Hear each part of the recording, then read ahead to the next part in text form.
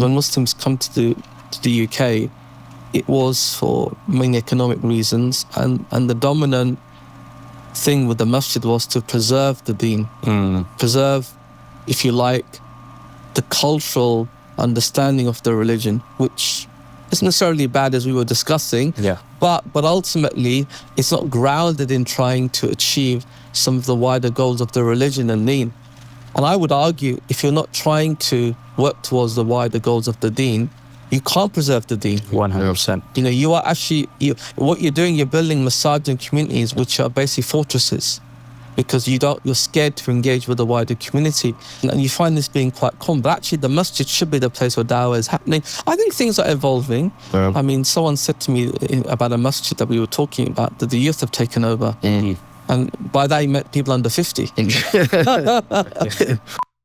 And now, in conversation with Lewisham Islamic Center. Bismillah wa salatu salam ala Rasulullah. Alhamdulillah, we have with us Ustadh Saqib Sattar of iERA. And I'm not going to ask you what you do, Ustadh Saqib. I'm going to give it over to you so you can just throw us into the deep end and tell us about yourself, your journey, and where you are, how you arrived here. First, Assalamu alaikum. It's a pleasure to be with you both here, and I've come from Oxbridge to get here. That's answered the first question. No, alhamdulillah. I'm from iERA. I'm a trustee, one of the founders of iERA. MashaAllah. And, we established iERA in 2009. And my own journey really started when I was about 20, and I started practicing the deen. And I had this real strong desire to do something to really, serve the community, serve the ummah. And my interest really lied in various things, politics, history. I read history at university. Okay, mashallah. I was actually student union president as well at college. Mashallah. But then I went to a place called Al-Muntada. Okay, yeah. In Fulham. Yes. I was actually schooled in Fulham as well. Mashallah. And Al-Muntada was an amazing environment where there was a strong emphasis on dawah. And I met Brother Yusuf Chambers there. And then we went to different directions. And myself, I got involved in the charity sector. So I was working as a fundraising manager for a charity called Interpal. Okay, yeah. In 2007. And in between that time, many projects we did in Muntada. We did dawah in prisons. We did dawah with university ISOCs. And lots of other things happened in that place in the early kind of noughties, late 90s, early noughties. And then I got together with Yusuf Chambers in 2008 and Sheikh Abdurrahim Green. Yeah. And they'd set up an agency to do fundraising and marketing. And we had many different types of charities we worked with. Some were masajid, some were humanitarian. And then we said, look, we're all dawah focused. We have a love for the dawah. Why don't we use our skills, our knowledge, our experience to set up an organization that we think should always have existed that focuses on dawah? So that was kind of the genesis, if I could call it that, of iERA in 2009. Mashallah. That was 16 kind of years ago. So that's kind of my journey here, so to speak. Alhamdulillah. And what is it that inspired you towards that kind of passion and want for dawah? That's a very interesting question. And it's something which I've kind of been rediscovering as well. I think it's just the understanding that Islam is the truth. It's the only way to Jannah. It's the most important thing that there is for a Muslim, Iman. And, you hear about, the stories of the Sahaba, the previous generations, people of the ditch. They held on to this deen in the most trying of times and circumstances. And that is what, dawah was always something really important. Other things are also important. But ultimately, at our core, success is dying upon Iman. No. And I think for me, that is the most important thing ultimately, because challenges are part and parcel of life and tests from Allah subhanahu wa ta'ala ultimately. We cannot decide what test we're going to fall under ourselves. But the key is to remain steadfast on our deen, on Iman. And, after we set iERA up, to be honest, I was very involved in the early years and I got involved in other things as well. I'm involved in charity as well. And But the last couple of years, I started reflecting again on what's important. Yeah. And I did a DNA test about 2 years ago. SubhanAllah. And in our family, there's two different opinions. The mainstream opinion is we're like Mughals, Okay. Mongolians, okay? Then there was a minority view that we come from a Sikh family, Okay. okay? And that there were 4 brothers and 2 had become Muslim, SubhanAllah. okay? So I was always intrigued by that. So we're from Punjab originally. Okay. The Indian side of Punjab. After partition of India, Pakistan, Okay. we went to the other side. We had no choice. We had to flee, basically. Yeah. So we did the test, and it turned out we do have about 52%. I think it's West Asian, which could be Central Asian as well, but also a lot of heritage in Punjab. And then with these DNA test kits, I don't know if you've ever done them. No. Okay, very interesting. They identify people who are like your distant relatives. Okay. Like 5th cousin, 6th cousin. Wow. A lot of people who are Sikh. SubhanAllah. A lot of them. And like I did actually 2 DNA tests, and one lady came up twice. She's in Canada in her 70s. Wow. It made me think, imagine who that person was who took Shahada. And now a whole generation upon generation is Muslim. SubhanAllah. And I'm like from a traditional Pakistani Muslim family. You would never think we were anything else. Yeah. I mean, Pakistanis think they were always Muslims. There was never a time, okay, which obviously is not true, but that's the mindset. So ultimately, you know, Dawah is the most, in that sense, the most important thing. It's actually the primary of the Anbiya when you read the Quran. Yeah. They had different roles. They came to bring legislation. The messengers, you know, they came with a Sharia. You know, they dispensed justice. They were teachers. You know, Prophet was all different roles. You know, was a father, a teacher, but primarily they were called us to Allah. And that's I think, you know, for me that's the most purest thing one can get involved in. Even with politics, it's I believe it's important. But in politics, can be a lot of division. Yeah. You can have 2 people, sincere people on poles apart. Yeah. But the Dawah is calling to what? Calling to Allah. And ultimately, our issues lie with not having that connection. So for me, that really gets to the very heart and core of everything of our issues. It is that disconnect from Allah. And I feel even when it comes to the changes in society, we talk about the far right and about values. A lot of people feel things are changing in terms of their values, but it's very subjective. You know, people say, well, the 90s were really great.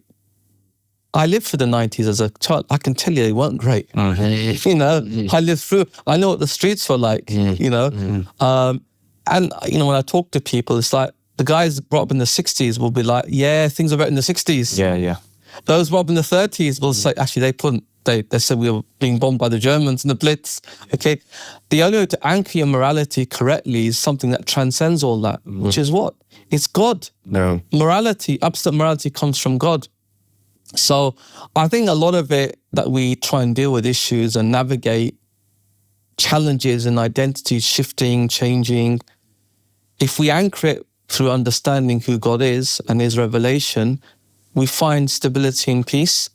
Because like a lot of young Muslims, second generation, I had my issues around identity. And I think ultimately what Dawah is what brought me back into an anchored position. So yeah, for me, it's at the very core of my being. I think if I wasn't involved in Dawah, I'd feel an emptiness, you know, a lack of purpose.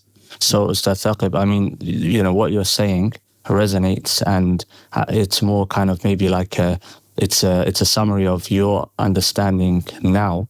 But if we were to go back, I'm wondering, is there something that led to you to, you know, on that journey to get to this place now?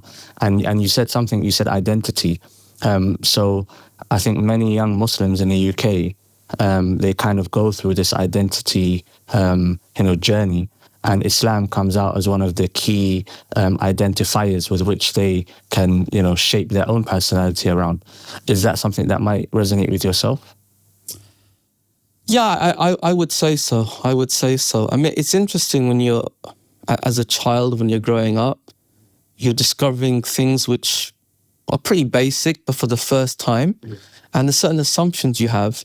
I remember we were watching the World Cup Italia 90. Don't know if you probably don't. You're younger than me, I would, as a guess. So first World Cup I remember, memorable.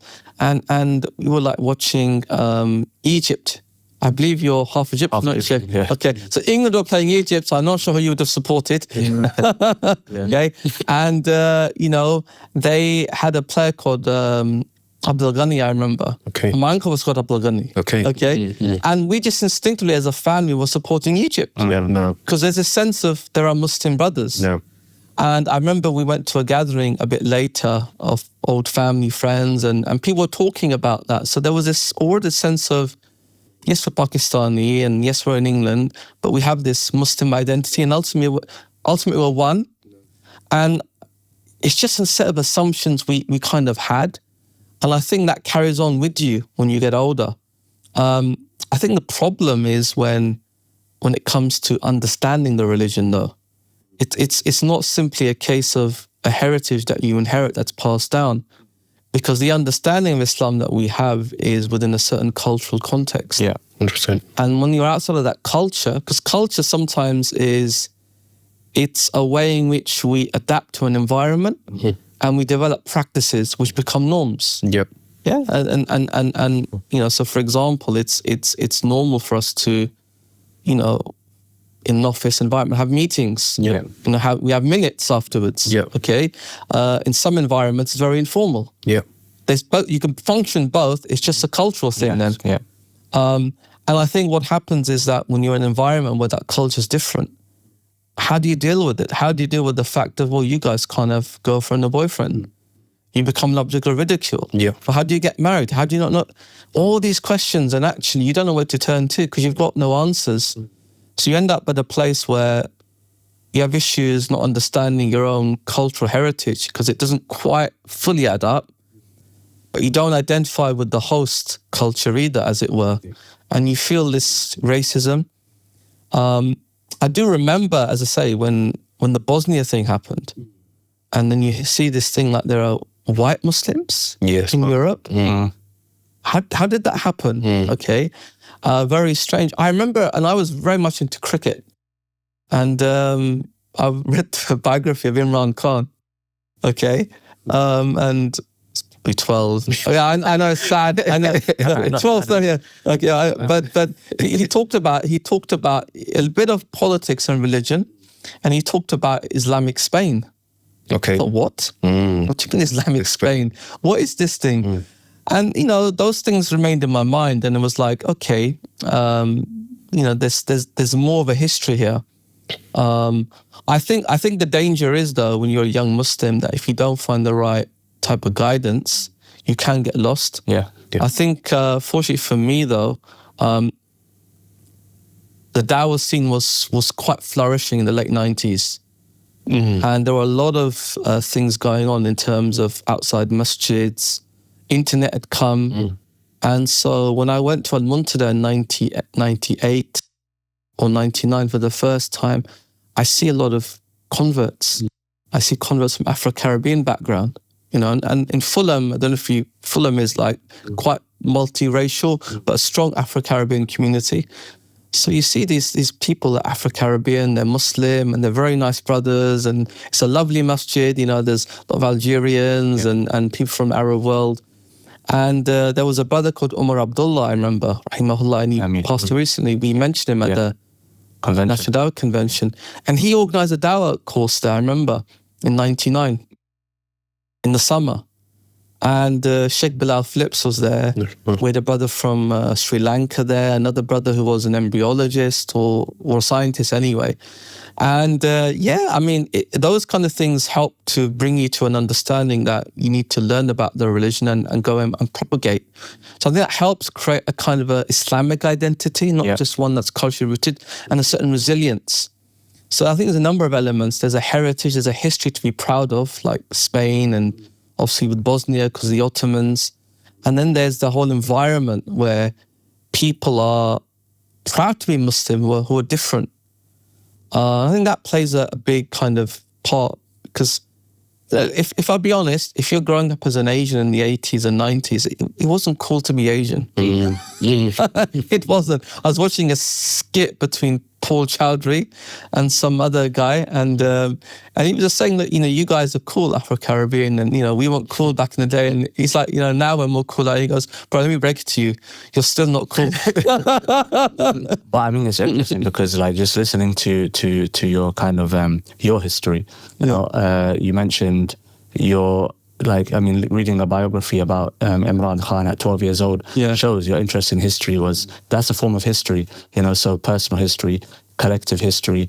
So perhaps your kind of inclination towards history, your family. As you mentioned, like, as a family, we were discussing this player called Abdul Ghani. So there's a the family environment contributed towards that, perhaps, passion for Islam. And now I think young people today, old people as well, anyone really, they take for granted the unlimited amount of resources. Like, you can turn on your TV and tune into one of the great contributors towards the revival of Islam in the Arab world. Listen to the entire tafsir, Sheikh Sha'rawi, for example. You can listen to, one of the Qurra from 50, 60, 70 years ago. You can listen to contemporary discussions. People take this for granted. Like, you literally have a wealth of resources in your home, whereas previously, in order to learn, you had to go out and seek a place of learning. Now it comes to your own home. So at your fingertips, really. Yeah, at your fingertips. Yeah. But currently one of the trustees of iERA, and kind of like involved in iERA actively previously, and now from a more management-based standpoint. Yeah, I mean, in the early days of iERA, I was very hands-on. I was effectively the CEO. Okay, mashallah. First four kind of years, and it was a bit of a roller coaster, exhilarating. But there were, again, the political climate was different, and the community was at a different stage. Okay. And then I kind of took more of a boardroom kind of level role, and I was doing other stuff. But in the last, I think, 3 years, I've got back involved. Okay. And it's been a very kind of interesting journey.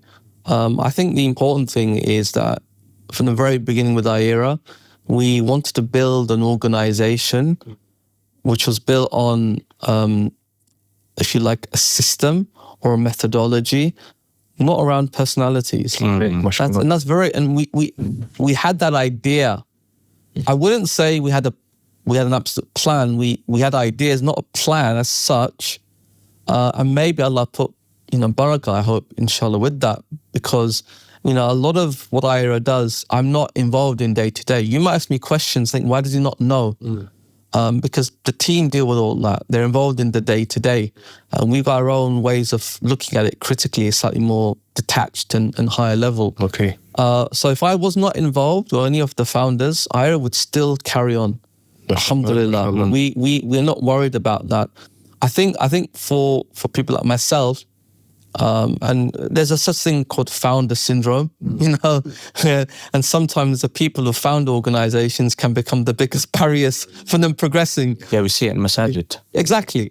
I found this thing, and I should always run it, etc. I want to make my son the imam, and his son and his son, so on and so forth, and you're setting up like a Middle Eastern dynasty here. Okay, that's not the point. Okay, you don't own the building. No. Okay, maybe in the Muslim world, someone donated land to you and it's your masjid. That's fine. It's the people's masjid. No. But I think one thing that people who are kind of founders bring is that maybe they're founders because they have a vision. They can maybe see beyond what's there. They may not be the best planners. Okay. Other people are much better and can deliver things. And I think for us, it's about coming in and seeing where are the blind spots. What do we need to look? We need to take and break new ground. I see that more as my kind of role at this point in time, because Dawah is a very big area and it needs a degree of focus in every area, which requires dedication and it requires a high degree of time. And I think when you're sacrifice, absolutely 100%. So you need people who can actually see the bigger picture sometimes from afar and see how everything links together in terms of, the dawah, not just looking at the specific areas themselves. But when you were starting up, as you said, we wanted it to be, I forget the exact kind of phrase, but you said we don't want it to be about personality. Yes, personality. We want it to be about the system. Yeah. So did you put particular mechanisms in place to prevent it becoming about personalities? Or were you thinking like that then? Or is this something that developed with time? No, I think the idea from the very beginning was to have an organization that was built on some kind of systematic approach of dawah. Because the reality is that I remember in Muntada, we had a series of lectures that were delivered there by Sheikh Ali Tamimi in the I think in the mid to late 90s. No, I didn't attend at the time. I was quite young. I was probably to my mid to late teens. But I came across the works afterwards, and he talked about the Christian missionary designs in the Muslim world. He talked about the 1040 window. That's a part of the world, I think, south of the equator. It's some sort of classification of geography. And he said, look, they're focused on, by the end of the millennium, reaching all these people. And so we became aware of the fact that there's a very systematic and organized effort to do dawah. Okay. Their dawah, missionary activity. And we know that Christian missionaries put a lot of money, a lot of resources, a lot of them, and it's very well funded and organized. And we look at the dawah of the Muslims, and it's very sporadic. It's like a masjid and it has a little dawah department. Yeah. Okay, and this is not correct. Yeah. Because Islam sped on the backs of the Sahaba and the Tabi'een and the pious people who came afterwards. No. There was a big collective effort. And to be fair, nothing for the last couple hundred years, it seemed, had existed. If you look at it, really look in the cold light of day, the process of Islamization of large swathes of communities had pretty much stopped in the last couple hundred years. But Ustadh Saqib, I think, something I've kind of thought about a little bit. And, you look at the average masjid and I can't generalize, and it's not to discredit the founders of those masajid. It's a great thing that they achieved, but if you look at, I would say, a number of masajid, because I haven't surveyed the masajid in the UK, but you look at a number of masajid and you find that those masajid were opened as cultural spaces rather than spaces of holistic worship. Like a community arrives in the UK and from their culture is the men have to pray 5 times a day in a masjid. We don't have this place. We need to open this place. And so that place becomes a place of prayer rather than becoming a holistic masjid. And so in the founding of the masjid, there is no vision of da'wah. Da'wah is something which is not even kind of spoken of. It's just a cultural space, which is, it's a masjid, but that part of Islam is a part of the culture. And so it's really just a cultural adaptation to living in the UK. So you find a large Muslim community. Okay, we need this place now to pray. The men go pray and the women don't. There are other masajid where the women, they have a space, etc. And so when you're founding the place without this kind of understanding, it affects the way you interact within that masjid. The imam is not going to, speaking the local language is not necessary. Engaging in local meetings and activities is not necessary. Engaging with local youth is not necessary. As long as the imam can lead the prayer and lead Jum'ah as a ritual, then you've done your job. I think you made a very, very key point there. Definitely. I mean, if you have a vision for something, then you may not have the right method, but you'll spot opportunities to try and work on achieving certain things, and you might fail and you might keep failing, but you might stumble upon some success points afterwards. But you haven't even got that to begin with. Then it's very difficult. And I think a lot of what you're saying has merits, because when Muslims come to the UK, it was for many economic reasons, and the dominant thing with the masjid was to preserve the deen, preserve, if you like, the cultural understanding of the religion, which isn't necessarily bad, as we were discussing, but ultimately it's not grounded in trying to achieve some of the wider goals of the religion and deen. And I would argue, if you're not trying to work towards the wider goals of the deen, you can't preserve the deen. 100%. You know, you are actually, what you're doing, you're building masajid and communities which are basically fortresses, because you're scared to engage with the wider community. Islam grew all over the world. You take, for example, the Indian subcontinent, okay? There's 600 million Muslims of that heritage. Sometimes we look at them and say, look, they didn't do dawah because they're a minority in India. Yep. But actually, you could also argue they were the most successful almost in terms of converting such a large That's a massive group. amount. It's huge. And Islam that's practiced is actually very indigenized. I mean, culture I have a lot in common with Hindus and Sikhs in terms of language and even values sometimes. Some of them are quite conservative. Traditionally, they were anyway. But there's a distinction as well. Muslims are clear. We have a distinct identity.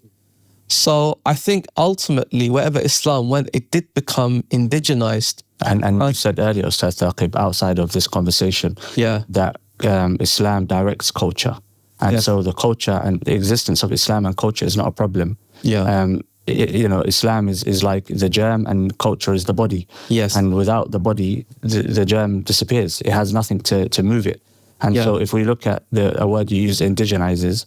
So with the indigenization of Islam, you are preserving it through the culture. Today, some of the arguments of the far right, we're losing our values. Where did those values come from? They're Christian values. And the beginning of the loss of British values started when British society was stripped of Christianity. And I don't believe Christianity will ever reacquire those values because it's gone too far now. Some could argue otherwise, but the last vanguard of values is Islam. You go across the Muslim world, generosity, nobility, courage, what else? Modesty, appreciation for others. All of these kind of noble qualities of character. They are cross-cultural. You find them in all Muslim cultures. Where do they come from? From Islam. And there's a famous sheikh, his name is Sheikh Mahmoud Shakir, rahimahullah, and he authored a very informative book called Risalatun fi at-tariq ila thaqafatina, treatises in the path towards our culture. And he argues in that book that when I don't like getting into this conversation, to be honest, but when the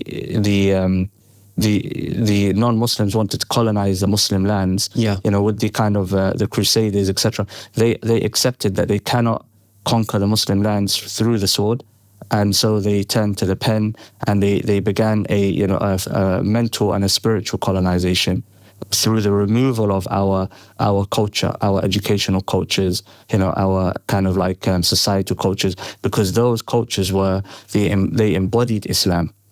And so if we come now to a country where you have Islam trying to exist as a subculture within a kind of larger culture, it can create a lot of problems.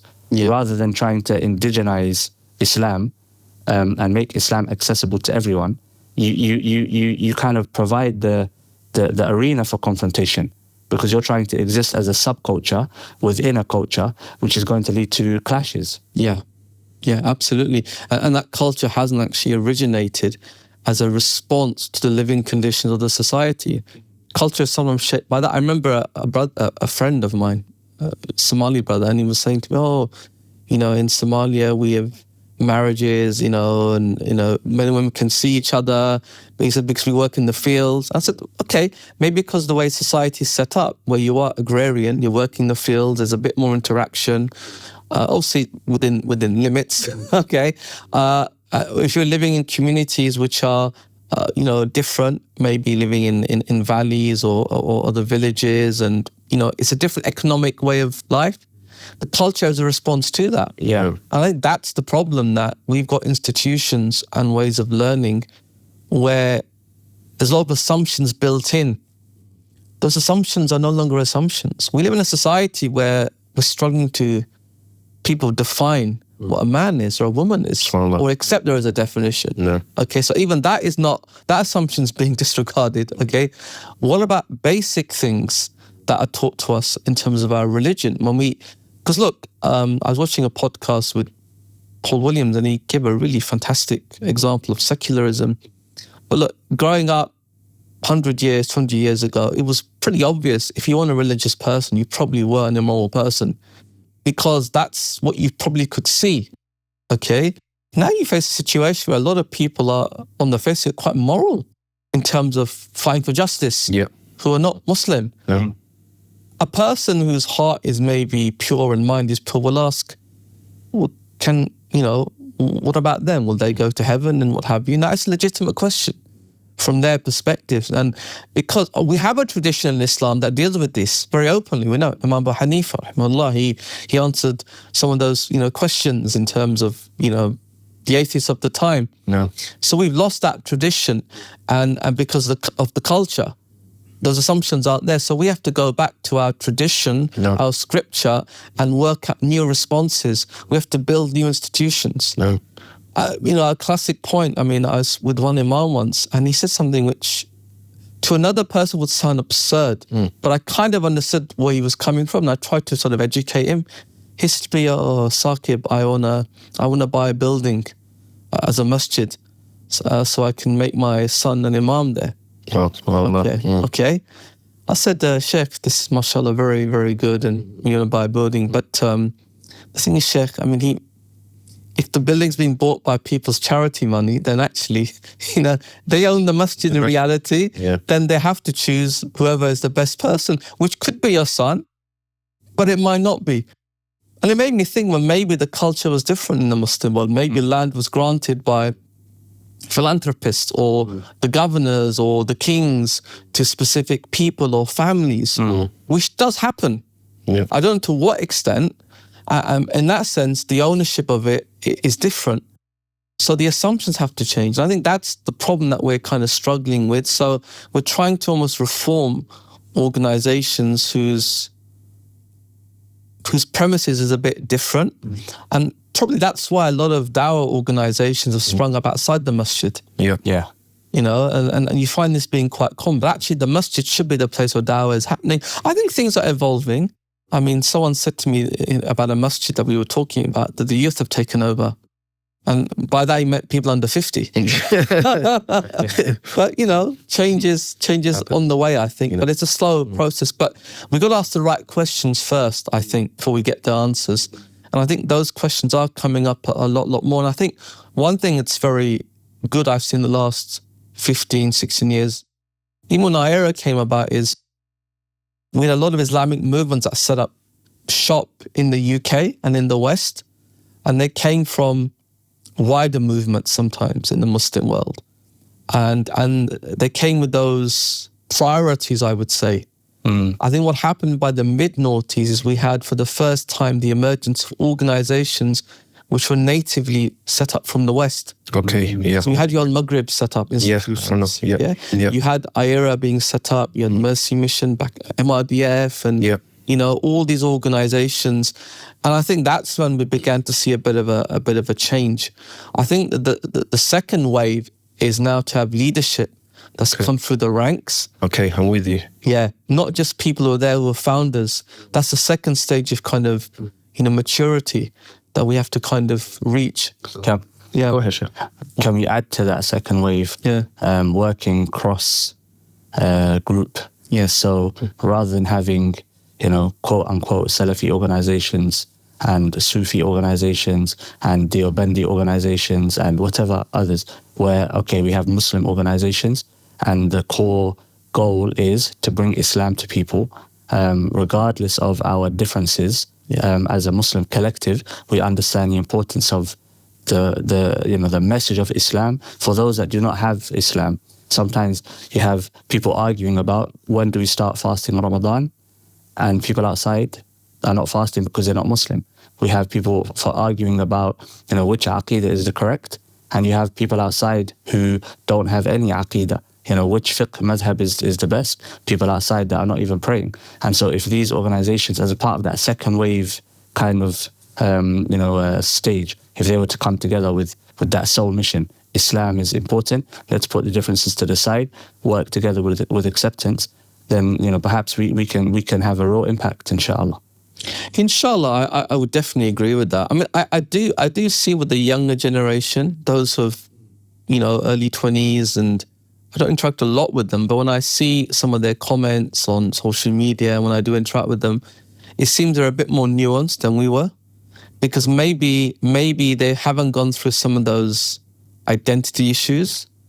It's what you talked about, Sheikh, about, was it Dawah psychosis, was it? Yeah, so I guess we had here. You said, that when he became Muslim, he went through something that he describes as religious psychosis. Yes. Where it's an excessiveness in religion that comes from a previous excessive lifestyle. And removing the chemicals and that which is consumed to become intoxicated, and replacing it with religion, which becomes a different type of intoxication. I would say that for a lot of people, especially who are like second generation in particular, and before, a lot of our learning of Islam was as a reaction to colonialism. And even like in India, you got the Deobandi movement that's set up. And a lot of the masajid are Deobandi, Darul Ulooms. And I was, with some of their, one of their kind of leadership organizations, and they said, look, we were set up to preserve the deen when the British were there. That was their kind of specific focus. So ultimately, with these types of scenarios, what you're trying to do is, preserve something, and you try to also understand with that, why did we decline? That was a big question for me. That's why I studied history. I studied history and history of ideas, early modern Europe. So why did Europe get the ascendancy? Okay. So, we become fixed. Our decline was because of this. And it was an internal issue. It's because Aqidah wasn't correct, or it's because Ijtihad stopped happening. So we have to fight this. And because of this didn't happen, we weren't implicitly engaged. So we end up defining our Islam not from a perspective of what Islam is internally, in terms of learning the religion from its foundations, but in context of who our opponents are, who are fighting us. And we need to almost weed out those people who are, if you like, what's the expression, enemies within almost, So you find that with the civil rights movement, and I was read Malcolm X's, biography, and he did not like Martin Luther King one bit. Okay, because he obviously thought he was, I don't want to say the phrase here, okay, but he was in the house, so to speak, okay? So, because they thought this was a pacifist way of responding, you got to dismantle the whole system. Okay, but they actually were, broadly speaking, on the same page, but they had a different set of perceptions. Different methods. Method difference. But I think with the next generation, they maybe are more comfortable in their Islam. Like, look at my nephews, and my son, they've grown up in an environment where Islam is very pervasive. And it's not quite the same thing. They don't experience racism in that same sort of way. So I think for those people, they can arrive at a slightly more nuanced position quicker. Whereas with us, it was probably a bit more entrenched because of our experiences and the need to try and define ourselves in relation to the other and weed out elements that we thought were holding us back. I know that was true of me. Definitely. I thought, for example, the problem is we've left the religion completely almost in terms of authentic teachings. This is a cultural understanding. I was very much on that. Over time, I reflected and now understand culture is important, traditions are important because they establish norms. And actually, if you look at Dawah, sometimes we study Islamic history, and we've at a very superficial level, and we say, Islam spread in the first 100 years from the east to India and China to the western point of Spain in 100 years. Geographically, Darul Islam grew. Dawlat, it grew. But the rate of mass conversion was a very slow process. Egypt took a very long time to convert to Islam. India, it took in fact, I think, I have not studied this in detail, but I think that the mass conversions happened a good few hundred years after Hijrah. That's that time. Patience. So, and that was because of people coming from Central Asia, some of the Sufi masters, they established it. It was a long, long process. So I think that's something that we have to look at, and indigenization itself can become part of a process of da'wah.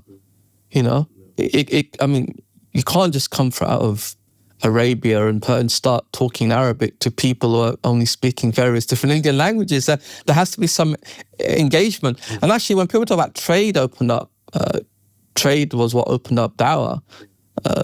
It did, but maybe not in the sense people understand. It wasn't necessarily because people saw the character of the Muslims. Yes, that played a part. It's about the Muslims dominate the trade routes. And that brought about people-to-people contact. Of course. It came about through conquest, obviously, because that was the norm, and through trade.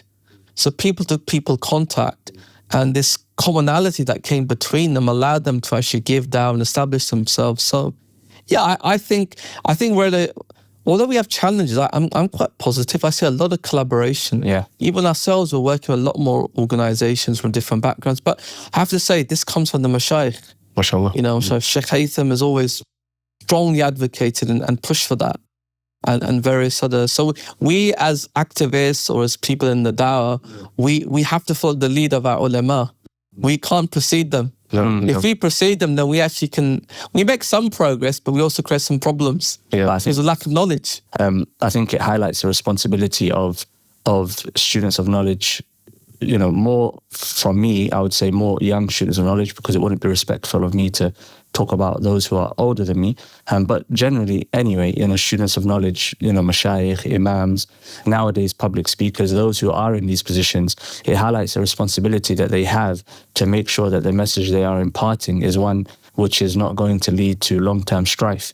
Because it's very easy to have an academic discussion and an academic disagreement about issues of fiqh or theology, without actually considering the implications of these discussions on the ground and how these discussions impact people in communities.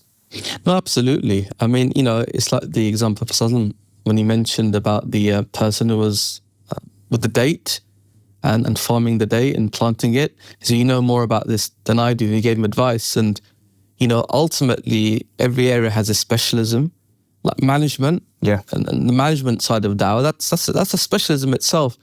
But because the dawah is ultimately a religious obligation, it's for the ulama to lead in terms of guiding, you know, and then they have to be present in that regard, because ultimately it can't be left to other people who don't have that depth of knowledge.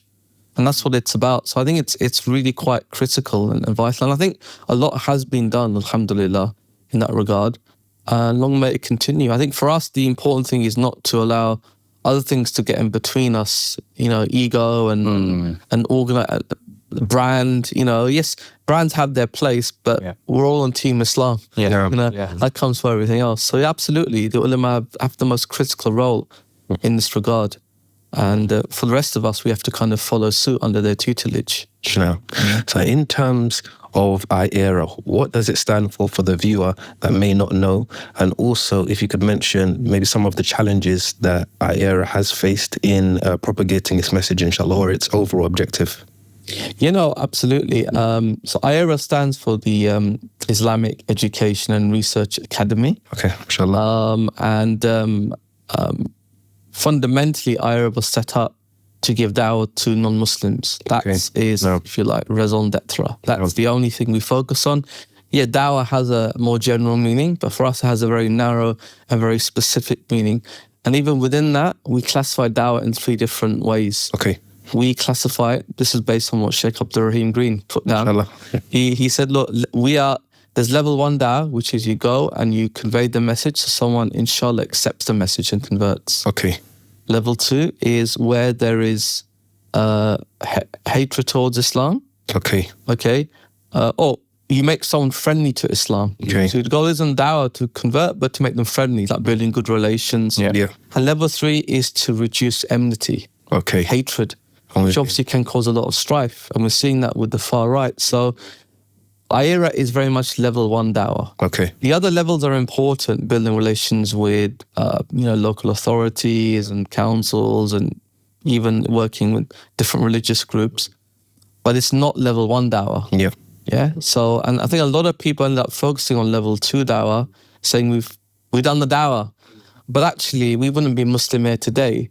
Of course. If someone hadn't made this sacrifice to convey the message, left the comforts of the home. So that's iERA's main focus. So I think in the very beginning of iERA's mission was our first problem. was that a lot of people's understanding of Dawah wasn't quite, I wouldn't say correct, but it was very much along level 2, level 3, and not really conveying the message. Okay. Secondly, there was a general lack of knowledge of what Dawah is in terms of its obligation. Yeah. Okay. So I think for us, the biggest thing was to create this big awareness of what Dawah is.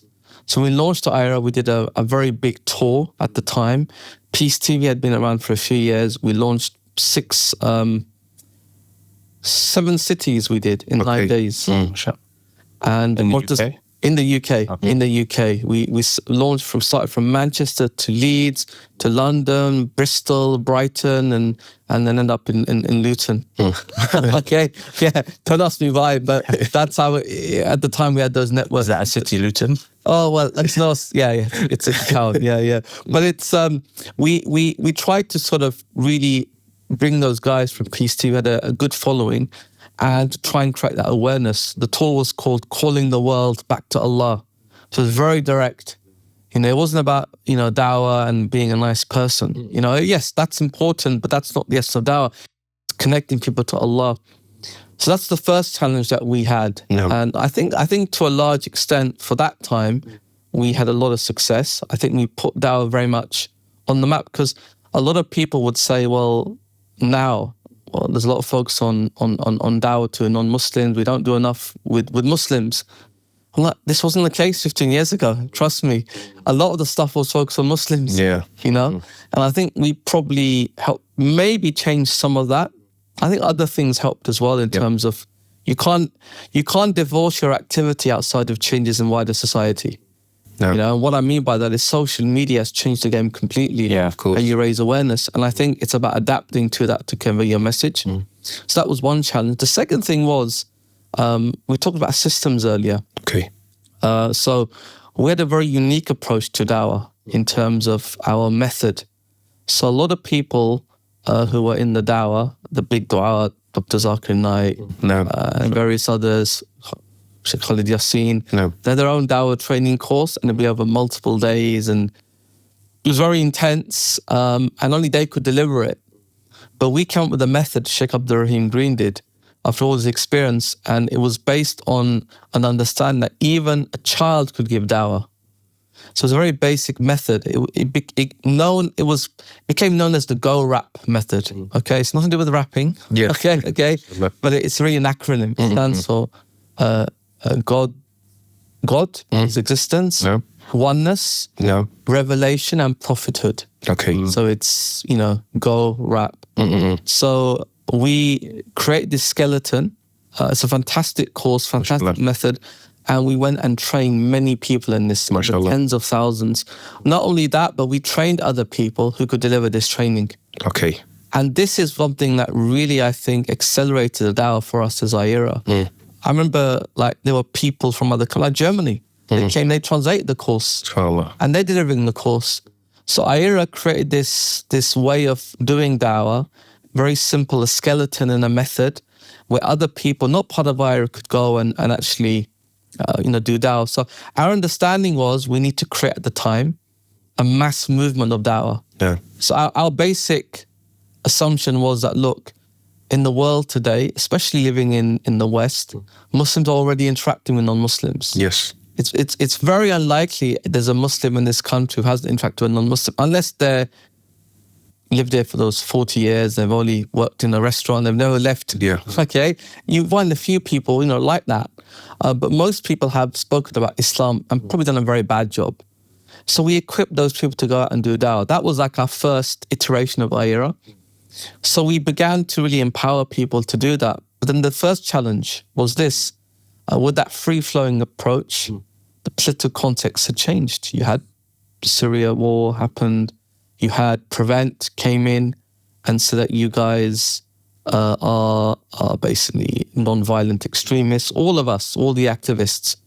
And it meant that we had to basically try and put some systems in place to control that. So it wasn't as free-flowing. So it wasn't the case we could give our materials completely free. Literally, people go on our website, they could download the print files for T-shirts, download the print files for the materials. You have to have regulations in place. Of course. You have to do risk assessments. Yes. So that was the first challenge. And that meant that we realized the world we live in, there's guilt through association, especially working globally. And so what we decided then after a couple of years is that this strategy, it has its merits, but it has its risks as well. And there were other risks with that. A lot of the free-flowing dawah, you had guys doing dawah maybe, weren't always qualified to talk about certain issues. And this is a question I actually wanted to add. Yeah. Maybe you could elaborate.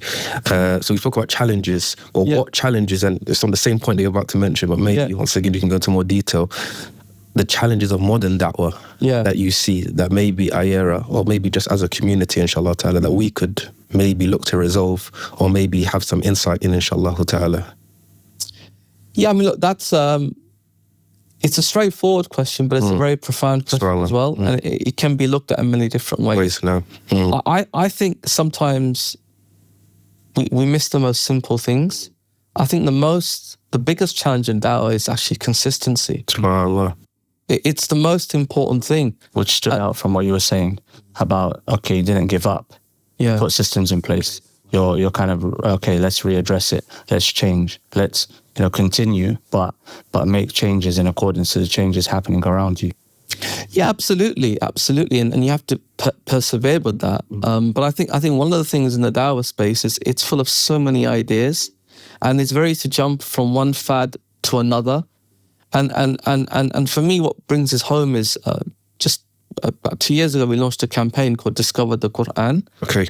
And, when we do this campaign, this is branded with T-shirts and hoodies, and we had a big Discover the Quran on a T-shirt with a QR code on the back. Yeah, mashallah. People could take, the code and download or order Quran. And we were approached by people saying, I remember someone approached me and said, oh, excuse me, is that the Quran? Can I have a copy? I was looking for one. Okay. It made me think that he could have walked past and not had the Quran. Yeah. What did it need? It just needed someone to be there out on the street or be visible.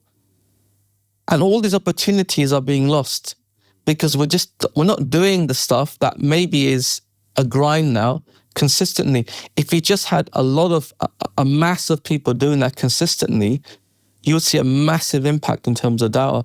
If people then just lived as Muslims, obviously in terms of their behavior and manners, and the masjid is open, like this amazing masjid is, subhanAllah, what you're doing, that's all it is really.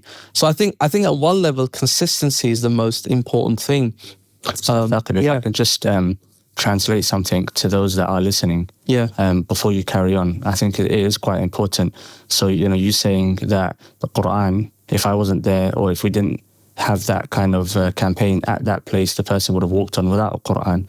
So there is an individual, he attends this masjid, and someone came to the masjid and said, I want to become Muslim. And so we sat with him, Italian individual, and sat with him and, okay, what is it that brought you to Islam? And he said, I work in the hospital across the road, and I work with someone who came, we became friends, colleagues. He gave me a Quran in Italian. And he said, I believe it was 2 years later, I decided to pick it up and read it. And I decided I'm going to become a Muslim. And so, the idea that we need to have a campaign, what you're saying, it sounds like there was a cultural change. The first stage was a cultural change. Yes. Let's focus on non-Muslims. Yeah. And then it's, okay, let's have organizations that are focusing on non-Muslims, iERA being one of the key organizations. Perhaps another kind of stage 2, away from the organizations, is that Muslims take it upon themselves to be engaged in da'wah in their everyday lives. So just giving the Quran to someone, perhaps that will lead them to Islam. And you can be the means of bringing someone to Islam simply through a small act of giving something, which is a great act. Yeah. When you really think about it, the book of Allah subhanahu wa ta'ala. No, absolutely. And I think the way you define it is correct. It was a cultural change. It's a mindset shift completely. And I think that for me, in terms of modern da'wah, is the thing. Because look, there's a lot of awareness of Islam. Huge amount of awareness. It's everywhere. You could be the most ignoramus person there is, right wing, and you know what Sharia law is, or Sharon law as they call it. Okay, some of it, okay. So the point is the awareness is already there. We just need to equip our own community with the ability to somehow convey the message they will know best how to do it with their own colleagues. Yes. Okay, yeah. Okay, you give them a method, Yep. you give them the motivation, you give them the tools. We Yep. call this in iERA creating a Dawah ecosystem. Okay. Okay. Okay. So some people will do the training, Yep. most won't. Most will just want to do light touch stuff, but they need signposting. They should be able to say, look, I work in an office block in Lewisham. This is a Quran, this is a gift that you have. Okay. Come to the masjid. There's an open day to the masjid. Perfect, brilliant. You've done your job. You're not totally comfortable, but you've played your part. Okay. Okay. And then you get involved in very important supporting the new Muslims, helping them, mentoring them, making their journey easy, creating that sense of community. So I think a lot of that, if it was done consistently, that for me is the big challenge. Yeah. And I don't think it's something that we've, as a community, cracked. Yeah. I think we just have to understand that how can we create an environment where people feel consistently motivated? I don't believe it's because, personally, is my view, it's because people just get bored or because people just don't care. I think life just gets in the way. Yes, well, no. Yeah. It's something as mundane There's as that. No, I'm with you. You know, you have kids, they have needs, your family, you know, have needs, your work pressures kick in, financially looking at things. There are other things that happen in the world. You have to play your part as well. What happened in Gaza, you know, people are being affected by it. They have to be affected. Yes. Part of the ummah. People are coming to Islam because of it. Exactly, 100%. You know, so and it's about trying to sort of, I think, create an environment where people can feel, how can we consistently be involved? So I think it's about us learning from other people who've been successful. And they say success leads clues. Have this team been consistent for X amount of years? What can we learn from them? Okay, maybe they've got a number of things happening as well. Maybe they have like knowledge, study sessions. Maybe Sheikh Husseini said this to me once. Right? You know, he was amazing. I remember Sheikh Husseini on Peace TV. On Peace TV. Yeah, I remember. Yes, Peace TV. He, I mean, subhanAllah, most of the guys we brought over here for the launch tour, a band coming to the UK. Okay, he was one of the early ones, you know. And he said, "Why they do that?" You know, I mean, you know. And he showed me the letter, subhanAllah. And he said this thing. He said, "Look, you have to bring your families. You have to involve your family. Yeah, no. They've got to feel part of it, Of the da'wah. of the dawah, Inshallah. because that's what's going to bring about their support as well, which is critical." And I think that's really critical. You've got to bring your whole family and get them enrolled in this mission of dawah. That's people involve dawah on a more consistent basis. And then the masses can also get involved. And it's about creating awareness and campaigns. So by creating the whole cultural environment and context. So I think that's one of the big things about modern dawah. And that excludes other things that, you know, we may want to go into perhaps in terms of specific types of approaches or what have you. But I think you do that at a very basic level. You've got a lot of ground covered as well. And then you can look at specific challenges as well. Jazakallah khair, Sheikh. You mentioned regarding the training. So let's say a student that wants to be consistent in da'wah and they're not really engaged with level 1 da'wah, so speaking to the masses in terms of non-Muslims, but they are interested in maybe Muslim to Muslim da'wah to a certain degree, so maybe like preaching and teaching, maybe giving a khutbah here and there. How would you convince maybe this student, they could be in his teens, maybe in his late 20s, to learn from iERA or any other, let's just say, training, inshallah ta'ala, of how to engage wisely with the non-Muslims, inshallah ta'ala? I think, look, what we teach in iERA in terms of our training is actually very interesting. Okay. Because we're getting people to really think about some of the foundational reasons of how you discover something to be true. Okay. And for a lot of Muslims, we were discussing this earlier in terms of receiving knowledge, in terms of assumptions being carried forward. People don't understand the reasoning, the rationale. So I think what we teach is the tools of how to bring about a way of approaching how to discover the truth through using reason and logic. Okay. And that is more objective than just, say, an experience, which is subjective. Yeah. Because a Hindu could say, or a Sikh could say, I had a spiritual experience. Okay, that's subjective, but we believe that's false ultimately. Okay, it's not from Allah. Okay, so I think that is kind of a starting point in terms of having the right approach. Then it's about understanding how you can try and relate to your own environment. So I think if you can do that training, Yes. then I think it's about then just building that relationship with someone and look, the thing we teach in the training at the very basic level is you have to want khair for the other person. That's very important. Even if you're not the most articulate person in the world. SubhanAllah, we had a lot of brothers involved in iERA early days, and they were Afghani, funny enough. Okay, they were born and bred then, and they were very effective du'at. MashaAllah. People come to Islam, you wouldn't believe it, but they weren't. Allah just put something, maybe put barakah in their work and their sincerity. But they had a love and passion, and when they had people take Islam, take Shahada, they would come to the office. Oh, these are sisters. Your sister, can you look after them now? You know, I've done my bit. So I think I would say get the knowledge, the basic knowledge, the framework, and have that genuine love and desire, and be yourself. MashaAllah. You know, just be yourself. Have that care and concern as you would for your fellow Muslim, as you would for any person who you have a love for in your family. And I think you have that love and care, and you show people the right way, then that will play a role, and just then convey the message. But it's a process of learning. You know, as the scholars say, if you don't know, then say I don't know. La adri. Yeah, no. You know, I think, for example, of one sheikh, he traveled the world and he kept being told, La adri, I don't know. But then you've got other people you can go to in terms of who can answer certain questions or issues, etc. So I think the important thing is to make a start. You know, dawah is, Prophet said, convey me in this one ayah. No. We all know the small surahs. Okay? Convey that at the very beginning. Okay? Give the Quran out, but make a start. I think for a lot of people, they don't make the start. Okay? Yeah. And as I say, speak from knowledge, the little knowledge you have, the small surahs you know, use the Quran, and don't speak about things you don't know. Say, I don't know. That's fine. And refer them to other people.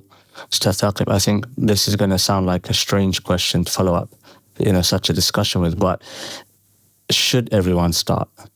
Is da'wah for everyone? What do you think? I think, again, that question is it's a very contextual question. And I go back to an earlier point I made. Yeah. I've had a lot of discussions with people on this, even on Facebook once. People saying iERA didn't do the right thing, and train the masses. And the Sahaba, they sent people who were specialized. Mu'adh ibn Jabal went to Yemen. Absolutely, I agree with that wholeheartedly. But look at the context. The context is, as I said, every Muslim is already speaking to a non-Muslim about Islam. Yeah. And doing a pretty terrible job. I'll give you an example. I remember once I was walking with a friend of mine, and he said there was an open day in the masjid. And I asked him, how was it? He said, it was good. And, we had a lot of people come, and, but there was a woman asking questions and saying, why do women have to cover up, and etc. And I said, so what did you say? He goes, I just told her in it, I don't want anyone looking at my woman, And I stopped. I said, huh? You didn't say that. Okay. So I said, she's probably going to think that all the stereotypes. Okay. Why do you wear hijab? Why? Are you going to say it's because of the fact that, my woman has to be covered, she's, or because, all the examples we give of a suite is covered. Okay, in the context that might work. Or why don't we eat pork? Or because pork has these, eat its own stuff. No, the reason we don't eat pork, the reason women wear the hijab is because Allah said so. Simple. Yeah, take them back. It's simple, yeah. So take them back. Mm-hmm. So what we're saying is, no, in this context, people are already having conversations about Islam. When I was at school. Okay, frankly speaking. And I didn't want to, but I was forced into those discussions. So we're equipping them and saying, look, here's a method. You may as well pass the message to those people. So for example, if my car breaks down, or let's say the tire is flat and I change the tire, doesn't mean I become a mechanic. True. Okay? Yeah. If I've got a blockage in my sink and I managed to use certain tools to unclog it, I become a plumber. Yeah. And plumbers make a lot of money. Mashallah. I think it's true. It's kind of like a foolproof way with the coming of AI, I've heard, to become a plumber. So, but the Ustadh Saqib, you know, with them. So I agree with what you're saying in the sense you change the wheel, you don't become a mechanic. You unplug the sink, you don't become a plumber. Yeah. You know, you purchase some medicine, you don't become a doctor. Yeah. But there's a strange kind of approach with Islam that we find where a person gives some da'wah and they identify themselves as a da'i. You know, a person, you know, maybe reads a book and they now identify themselves as a student of knowledge. Yeah. And I think with the coming of the social media age, it's kind of magnified this situation. So I do understand what you're saying, Ustadh Saqib, and it sounds like you're saying, look, da'wah is going to take place anyway, so let's try to refine it, because there is going to be bad da'wah, but let's make that bad da'wah better, and then train people that are actually qualified in da'wah as well. Like, you're going to have a mixed bag, regardless of what happens. You're going to have good du'at, you're going to have bad du'at. So let's help the bad du'at to become better, and let's create some quality du'at. Yeah, it's even deeper than that. There are conversations happening about Islam that are terrible. And they're unavoidable, because we don't live in a situation where we have a gated community. Yeah. We only interact with non-Muslims, you know, once a year. We were talking about schools. Yeah. We grew up in those schools. Our friends were from there, college, university. So the reality is we're already having those conversations, and it's better we have conversations, we frame Islam in the correct way through giving da'wah. Now, what I would say is that if you're someone who wants to identify as a da'i, you want to consistently be involved in da'wah outside of your circle, your immediate circle, then yes, you need to embark on a process of learning. 100%. And that's why we have changed our strategy. But yeah. So my kind of like, you know, what I'm saying, Ustadh Saqib, is in no way a criticism of iERA or directed at iERA. Even with the, you know, it's not to suggest that iERA has created bad du'at. That's not the point at all. It's more that, okay, people are going to give da'wah, but if they had some training, the bad da'wah that they may have given may be corrected a bit better. Because maybe my false kind of view, but it's my view currently anyway, is that there are individuals that are not going to have the same qualities of output as other individuals. Yeah. You know, so you can help those individuals that are not going to have the best quality to maybe better their quality, but ultimately the quality is still not going to be of a standard that you're going to get from someone who is, you know, he's got the skills. Like, for example, speaking. You know, da'wah is not dependent upon speaking, but I would say da'wah is heavily dependent upon understanding your context. Maybe, you know, the ability to empathize, maybe your kind of the background that you've come from, you know, your ability to see beyond us versus them narratives, black and white narratives. And so it's very difficult to change those things in a person if they have grown up with those things. Yeah. And so if you're equipping them with the tools of da'wah, then potentially you're going to better the da'wah that may not have been that great. Yeah. If I'm clear in what I'm trying to say. No, I understand. I think these are issues that are sometimes challenging to deal with, because you do find people, and that's the thing, we live in a world and a society where, you know, there's a lot of distractions and people have a lot of interest in different things. And you find people who are young and they're quite attracted to maybe political activism. Maybe they're naive as well. People are interested in da'wah. They've got the passion for it. And you find situations where some people have a passion for knowledge. No. They don't want to do much though. And it's just understanding that as a dynamic as well. But it's about, I think, working with that and saying, look at the glass as being half full, not half empty. Someone's got some khair in them. Yeah. They want to serve the deen. Yes, there are issues with intention and social media. That's an entirely different beast. the online Dawah sphere, the Dawah bros. Shout out. No. Okay. But this is where grounding comes in terms of if you're going to do Dawah on a consistent basis, I think it's better as much as possible do it as part of a jama'ah. No. Because that creates the kind of, if you like, oversight as well. Accountability. Exactly, accountability. But it could also, though, create an echo chamber. So what you can potentially see online is that there are jama'at, not the jama'ah, but there are jama'at, and those jama'at, rather than becoming groups of accountability, they become groups which kind of reinforce each other.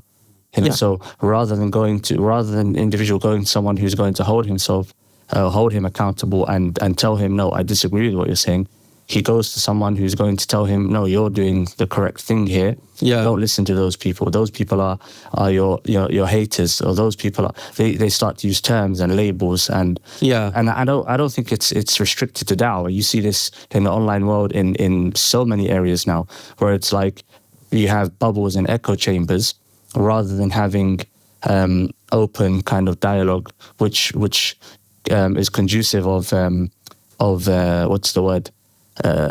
Maturity of understanding. No, you're right, and I guess what we're looking at is we all have to be part of communities. We're social beings, and I think there are a lot of communities online in particular. And you're right, echo chambers, but it's a human need. You do need that, but I think that's where organisations like ourselves, like Lewisham and Imam Shakil and Sheikh Haytham and various others, we got to look at these things, and all these communities. There is a kind of, if I may, spiritual leadership. We need to talk to them. We need to say, guys, there are certain things that are wrong in the Dawah that we see, I've seen stuff and heard of stuff terrible online. Okay, I've seen or heard stuff behind the scenes as well. But it's about addressing these things with them. It's a constant battle, but it's like, it's a kind of jihad al-nafs, but an external context, in terms of within those communities, plural. So I think that's what has to kind of, be done. But at least with those communities, they may have challenges sometimes with other communities or sects, but at least internally there's some kind of accountability. If people of knowledge are involved, if the people of knowledge are not involved, then it's a problem. I remember one community, there was a person, the imam, and he had he done something he shouldn't have done. And he came out and he was made to apologize, and there was a statement released. I was actually very impressed. Inshallah. So this was from the Sufi community. And at least there was that sense of, he's wronged, he should be held fully accountable. Now there might have been beef in terms of intra-Muslim rivalry, and I'm sure there's efforts to try and work on that, but at least that happened. So I think from that perspective, I think the biggest concern with people amongst the masses getting involved in Dawah is people will say things are ignorant, 100%. They will go out of their station. It will feed their ego, and they'll end up trying to satisfy that rather than try and guide people. So I think all those things have to be dealt with. So I do try and draw a distinction, and it is a challenge between the plumber example and between people who want to make that a kind of a part of their life identity. That is a challenge. I accept that's a challenge. But I think as Muslims, we should be brave. Look, I mean, growing up with, our families, our mothers, and they love us, they care about us, they don't want us to go in harm's way. The Sahaba went into harm's way to convey the message of Islam to the far-flung corners of the world. So I think a lot that comes down to what? Understand their obligation of Dawah. It comes down to bravery as well. So you could have stayed in Makkah or Medina, it's one of the holy lands, and earn, ajr every time, 1,000-fold, and be done. But they didn't. They were brave, and I think we have to be brave. We don't live in a world where we can hide behind certain walls. It's a global village. Can't be insular. Exactly.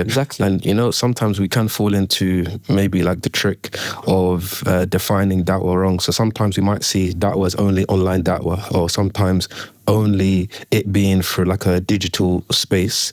But sometimes like neighbor to neighbor, da'wah, maybe workspace professional setting, that's da'wah. And with iERA, I think, mashallah, they've been very successful in terms of the numbers and also the international scene. Of course, of going abroad, I've spoken to, of course, some members of your team, maybe 50 countries, mashallah, they've gone out to. So could you speak to us a little bit about the successes, or mashallah, just the general works that have been done, inshallah ta'ala, for iERA on the international ground, inshallah? Yeah, no, absolutely. Just going one step back though, just on the online da'wah, my personal view, and I've always encouraged, even in iERA, is I don't encourage people to set up their own channel and start doing da'wah unless they've had some years of grounding and experience. That's my personal view. I think in the early years of iERA, social media was growing. I think iERA was growing, and there was a kind of convergence of that. People had different ideas, but my view and what we push out is no, because ultimately you've got to earn that right. And I think there's a tarbiyah factor. And I think organizations have a role to play. Okay. Because they can, they can direct that tarbiyah for those people. So that, Ustadh Saqib, just before you get onto the numbers and success, that was the point I was going to kind of bring up. So perhaps a way forward is, okay, alhamdulillah, the da'wah training's there. And it's not just for iERA, but it's just for organizations to consider. And then you bring into that the personality training, because there is you see this, it's not only with those who take up da'wah, it's also with those who study. So you have examples, you mentioned an imam. So to become an imam, ideally a person should study the Islamic sciences. And so you see it with imams, you see it with students of knowledge, you see it with those who are perceived to be mashayikh. And why I say perceived to be mashayikh, because a real sheikh is not going to engage in some of the, problematic behaviors that we see. And so they're perceived to be mashayikh, and maybe they have the credentials of shaykhucha, but they don't have the qualities. And so some of the earlier scholars of Islam talk about like if you have a gathering of more than 5 people, you should leave it if you're the teacher, because it's a majlis usu, because of the fame. 5 people plus, and the online world is conducive of the things you're mentioning, ego, the whole bubble, things like this. And you mentioned the institution, so perhaps again the idea of being within a jama'ah that's on the ground rather than online. It's an on the ground jama'ah where people are working on the ground, on their feet. You have different, because then I can't leave the room when you enter. If you're going to hold me accountable, I can't simply exit the room. I have to face you.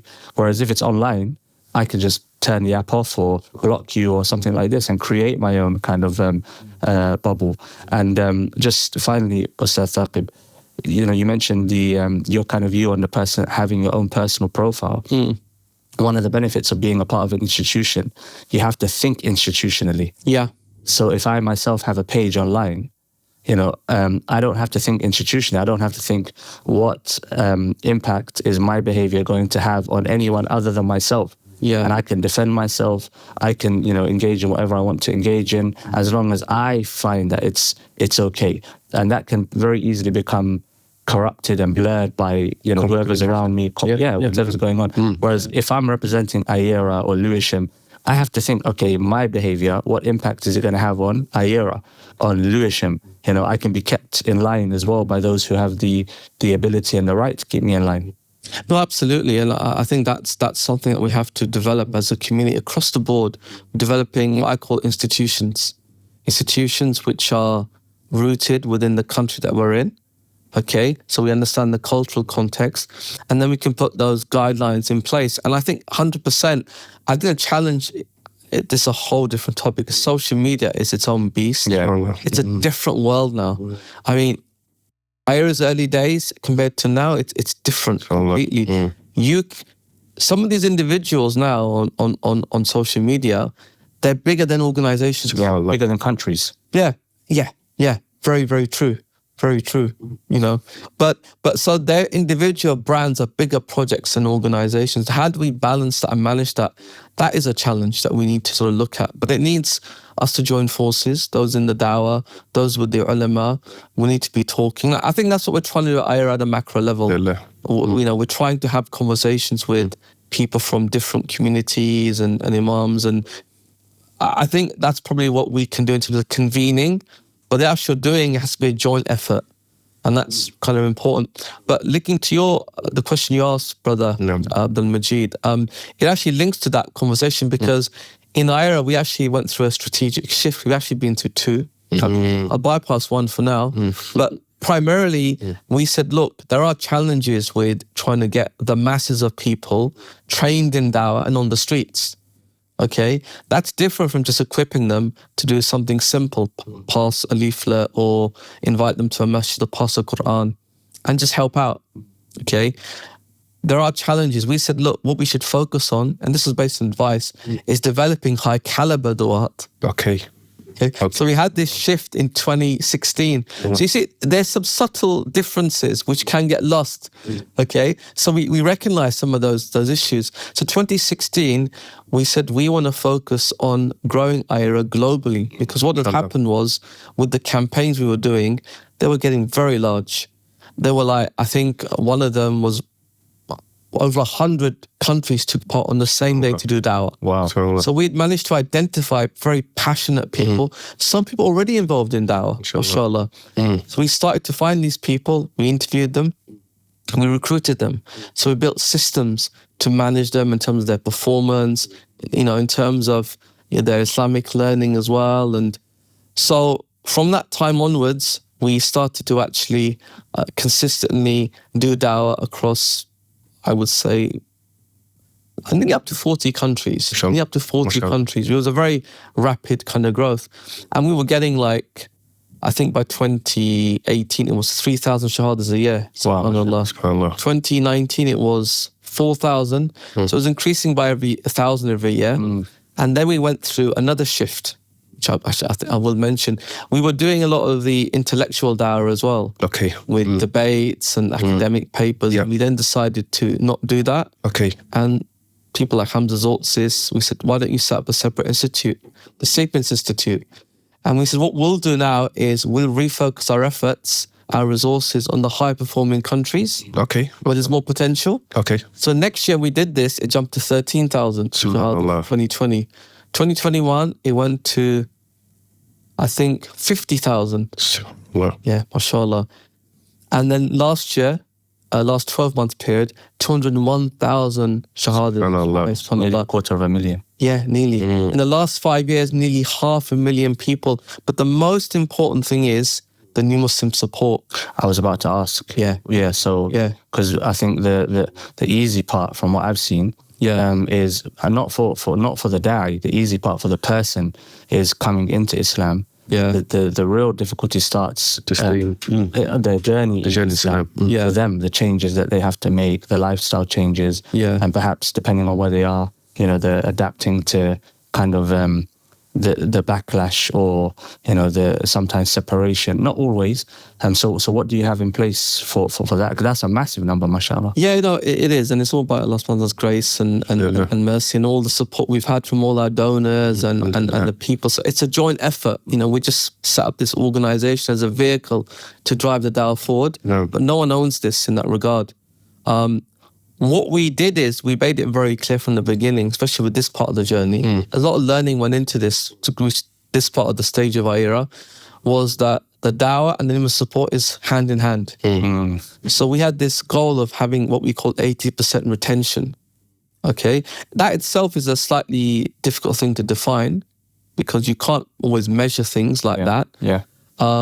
But what we decided was that every time we go into a village, let's say, and there are mass shahadas, immediately we will do an education camp. And the da'i becomes the teacher. Okay? So we will spend maybe 2 weeks on average, and even more depending on the size of people coming to Islam, and we will teach them the foundations of the religion. We will then set in place relationships with the local chief.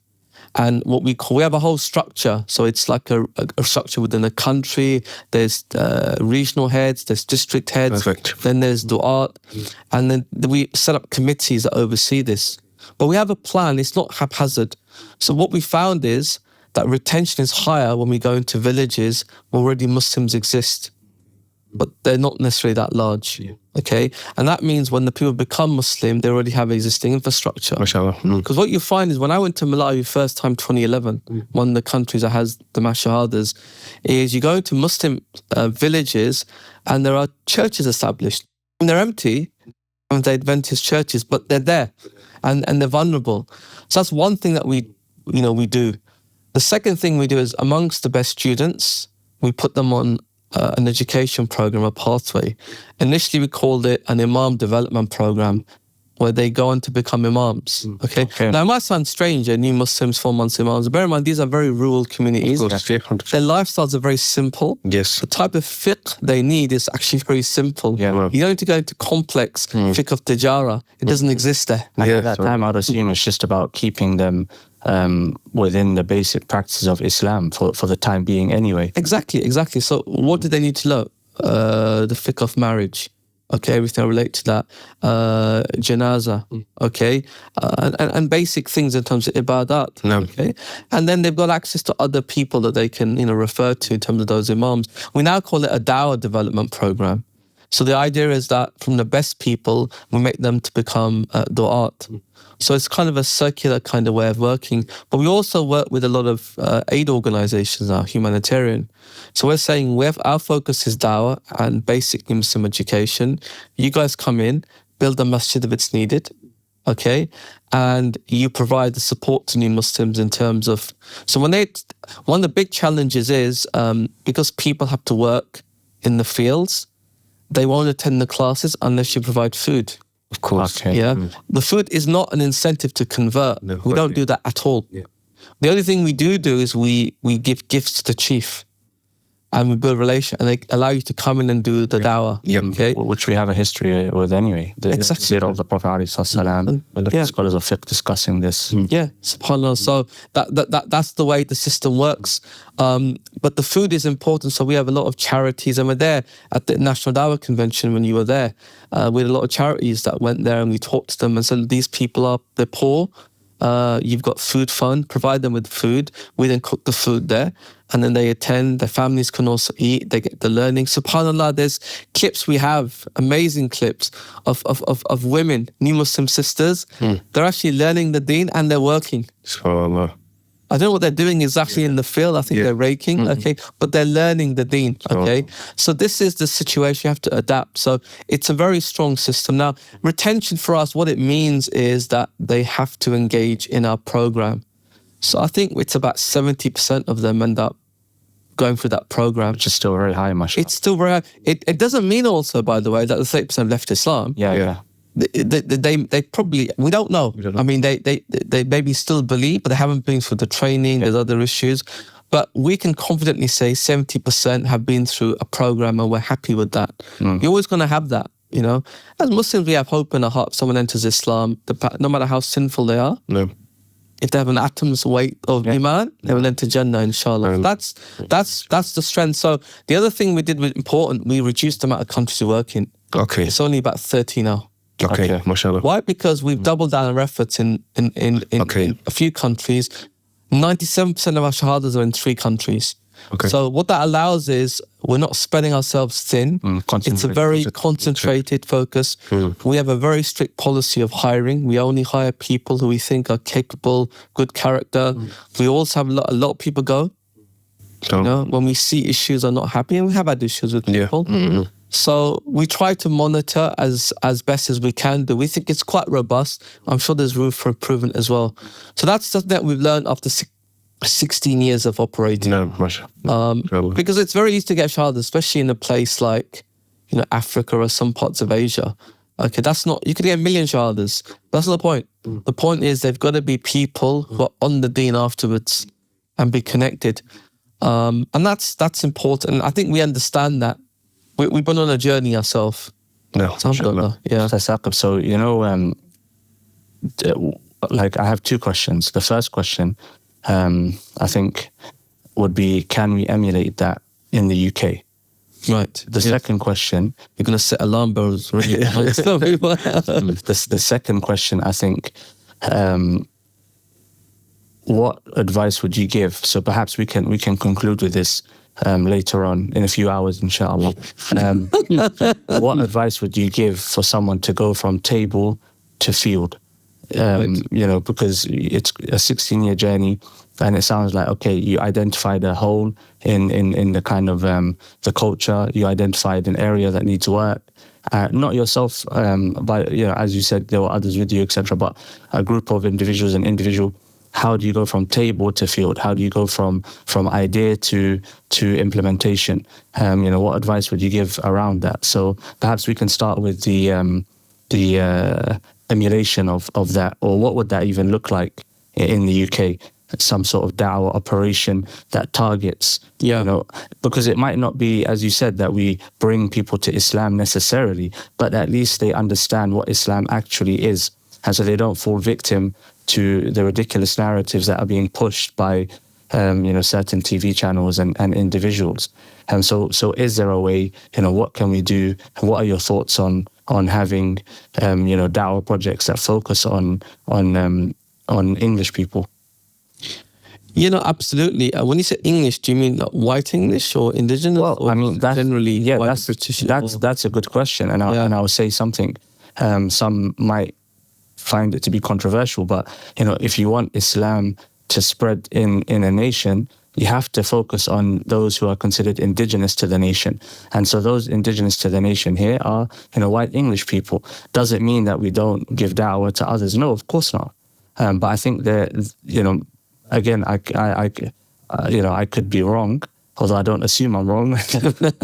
I believe there should be a concentrated effort, and I really think there has to be a concentrated effort on the indigenous people of whichever country you want Islam to spread in. As you mentioned, Egypt, for example.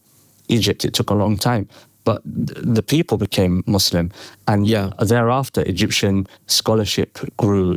Egyptian du'at grew, Egyptian reciters of the Quran, and you have to focus on the people of the nation in order for Islam to become indigenous to the nation. That's the assumption based on our history. Yeah. Otherwise, you wouldn't have nations like Pakistan, nations like Somalia, where the entire populations are pretty much Muslim.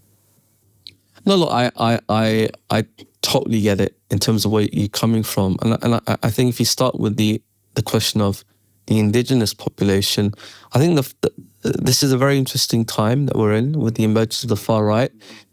The reason I say that is because we've had conversations even in iERA in terms of the role of Christianity, that Christianity is dying, and my perception was there will be a kind of a comeback. Which seems to be happening. It seems to be happening, and funnily enough, I had a conversation with Sheikh Kamal al-Makki, who was in America, and he asked me, we're talking about Christianity rising, and I think it's rising. He said, yeah, I think as well. You're finding now people like Richard Dawkins saying, I'm a cultural Christian. Yeah. Mm. You find people who are, if you like, being baptized. I saw a guy called Liam Tufts. He went to Israel with Tom Robertson. He's been baptized. Okay, so you find all these individuals now. So there's different types of nationalism. You've got civic nationalism, ethno, and now you've got Christian nationalism. So I think there is a sense of, with white people, that they've lost something that made them feel secure, made them feel they had a common purpose, met certain values they had, safety, security, all these things. And the far right have picked up on that. It's fueled by money, to be fair. And they're giving a narrative, very simplistic narrative, which seems to make sense to them. Okay, the reason why crime is rising is because of immigrants, because of these rape gangs, okay, because of, knife crime. Okay, and these sound bites are there. You import the third world, you become the third world. So even the most dumbest person can parrot these things, who can't intellectualize or verbalize much else. So I think that there is this sense of feeling that's being whipped up. So I think it's upon us to have a very specific focus on that whilst we're doing other dawah efforts. No, I agree. What we can do, I don't know. I think what we do need to do is have a focus. And I think that's one thing we can learn from our era's history, is that we from the very beginning always asked the question, how can we have people entering Islam afwaja, in multitudes? Okay, how can we do that? We don't know, but we need to try different things. And I'll give you an example. I went to Malawi the first time, 2011. It was simply a fact-finding mission. And we went there, we met an organization that did Dawah, they did humanitarian work, and they said, look, come and visit our centers. They operate through centers. They had 14 Dawah centers. Alhamdulillah, people would come into Islam. They might get 40, 50 people entering Islam every month. I think maybe even more. But, you know, that's what the numbers were. And we were asking the question, I was with Ustadh Adnan. We went together in 2011. I was saying, what can we do? Because we thought the people were very open. How can we get even more people coming to Islam? Now, credit to Ustadh Adnan, when he went there, he loved it. He wanted to address this question. We then started through him going to the villages, which had never been done as far as I know by Muslims. And that's why you're getting these big numbers. You go into the villages, you meet the chiefs, you have to try different things and you have to be bold. One of the biggest problems I find is people have self-limiting beliefs. Yes. It's like this, oh brother, we've tried this before, it hasn't worked, It doesn't work here, it's different. You could say, look, that might be true, but it might not be. Maybe you did something, but you didn't do it very well. Or you did something, but you did the wrong thing. It doesn't mean you can't do it, okay? And we find this, people said to iERA, oh brother, people won't donate to Dawah. Well, they do donate to Dawah. Maybe they donate to your Dawah because maybe your Dawah is not very effective. Okay? People say that about many things, politics. People won't fund politics. Well, they do. They do fund media organizations. So I think the first thing is to have that question in mind and then to try different things. And be bold. Yeah. And then to collect the data, see what's happening. One of the reasons I'm here is Lewisham is what's in these waters in Lewisham that people are coming to Islam. It's a diverse thing. What can we replicate? That's why we did the National Dawah Convention. The idea behind that was simply get the experts across the Muslim Dawah scene and beyond together in a room, have workshops, share best practice, share ideas, get the people to network, okay, and then see what would happen, okay? My instinct at the moment is we need to have more white convert brothers out there on the streets, out there in different ways and means doing dawah to their own communities. When I mean their own communities, I'm talking about going to some of those communities where some of the far right are increasing popularity. Yeah, so that would be a bold, so for example, we have an individual, he became Muslim, white English, and he's thinking out of the box. So for example, with the far right, the so-called crusade on Whitechapel incident, his kind of suggestion was, okay, I'm going to get together some of the white Muslims and we're going to go and we're going to join the far right. Yeah. But we're not going to join the far right for the sake of marching on Whitechapel. We're going to be there because we want to talk to them. We want to engage with them. We want to show them a different side of Islam. That's a very, very bold kind of step to take. And it didn't come to fruition for various reasons. And of course, in order to engage at such a level, you also have to have a certain capacity to handle yourself in certain situations. So it's not for everyone. But for example, a group of trained, Muslims, sometimes some don't even need training because they have the qualities of da'wah kind of innate. Yeah. True. They're good at speaking, generous, people's people, kind of like a person. So you facilitate for those people to go and talk to the people. They go, like you said, a town, a city, an area, and they're amongst the people. All they need is support. They don't necessarily need leadership.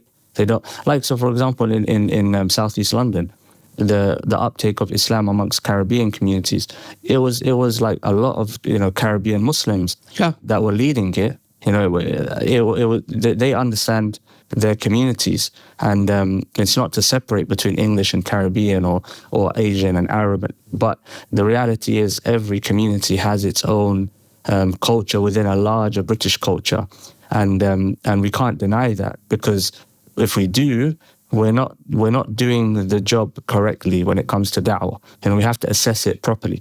And so if I want these people to become Muslim, then I need to take the bold step and facilitate for it, which might mean taking myself out of the picture sometimes, giving the reins to someone else with some guidance. Yeah. I think you're right, and I think that understanding is something that's changed a lot in the last couple of years. I think especially since Brexit happened, because I think there was a conversation earlier in the car, which should have been a podcast actually. Yeah. But I mean, yes, culturally you can say that even, you know, people who are white, English, Afro-Caribbeans have a broader shared culture. I felt that growing up in school, okay? But I think what's happened is there's this very strong push now of ethno-nationalism. Even the civil nationalism essentially is very close to ethno-nationalism, okay? And I think we have to understand that's changing a lot, and we have to react to that. So I think we've got to take those bold steps and see, because what I do see is people have a lot of issues with the world we're in.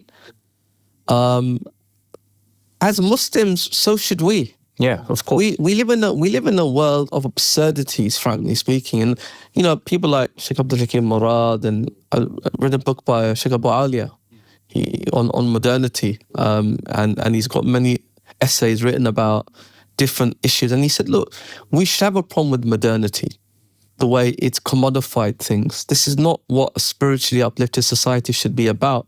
Yes, there's some good qualities, okay? So I think there's a lot wrong with the modern world. But the problem is that people are being fed a diagnosis that is ultimately false. It's from the same spring that's brought about their problems. Yes. Which is a secular liberal understanding where God is like an absolute landlord still in reality. And we have to come and say, look, we have to bring it back to God and his final message. So I think there is an opportunity there. What I would say is consistency is still very important. Yeah. Because opportunities are created by Allah subhanahu wa ta'ala sometimes. I think Gaza, what happened, has been one of the biggest things in Dawah, potentially. Yeah. I mean, I was watching on social media yesterday and today on Instagram. There are so many converts to Islam from their own channels and are talking about their conversion online. And they're actually giving dawah. Yeah, we've had some here. Yeah, subhanAllah. Yeah. You've got non-hijabi white sisters and others giving dawah. Yeah, no. Okay, it's like a movement, organic almost. What that means is if more of us went out and said, we are Muslim, this is the Quran, now's an opportunity because there's a heightened sense of interest. So I think taking bold steps, learning, research, seeing where the hotspots are, and then when you find something that's working, replicate. One final thing I will say is, imagine we had, and I like to start with this always, you know, imagine we had 100 Lewisham Islamic centers around the country. Subhanallah. That means we'll have 100 Imam Ashrafs, and that'll be a problem. That would be a problem. Imagine how many people would come to Islam and the reverberations of that. That's well. So we need to learn, but we have to invest in research, spend the time, disseminate that. I think that's a big thing to explore for us. Those kind of, they call it bright spotting. We need to do more of that. But Ustadh Saqib, I think if we look at what's happened with Gaza, because it's not only did it lead to, I mean, this is the nature Allah subhanahu wa ta'ala shows us in his creation. You know, the autumn leaves fall, but they contribute towards the soil that nourishes the tree.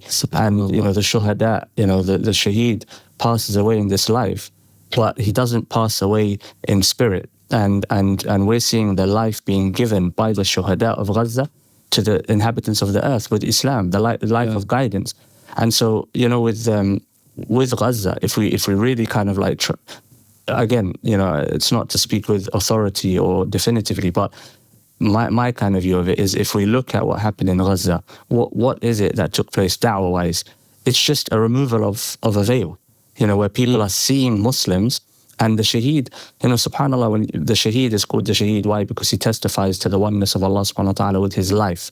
You know, he bears witness to humanity that this is the truth, I'm willing to die for it.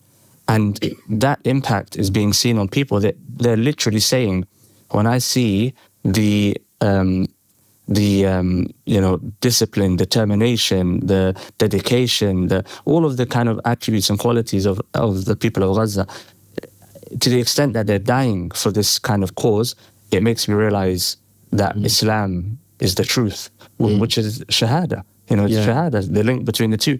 Subhanallah. But they're removing the veil. They've removed the veil, and they've brought the attraction of people that were otherwise not really attracted to, Muslims. And what I mean by attracted, I don't mean attracted as in they have an issue, but more they've attracted the interests. Yeah. They attracted the interests of individuals that were not attracted. They have no interest in Muslim life. And when they've seen Muslims through the lens and what's happening, it's brought them to Islam. Yeah. And so if we can simply remove the veil, so okay, it might be talking to, anyone, but we're talking about, indigenous people, white English people. If you want to bring Allah to them, God to them, first you need to open that door, and the door is not a physical one, it's the door of the heart. Yeah. And so, for example, setting up, as we were speaking about earlier, setting up food banks, setting up, soup kitchens, setting up technology banks. There are many impoverished people in certain parts of the UK. You just say, look, this is a place you can come, take a Chromebook for your child, take some clothes for your child, and things like this where you're not giving da'wah directly, you're giving da'wah in character. And then, okay, yeah, maybe there are some Qur'ans on a table somewhere, but it's like just showing people what Islam is, leadership, leadership as we are supposed to be leading. Issues of pollution, why are we not leading these areas?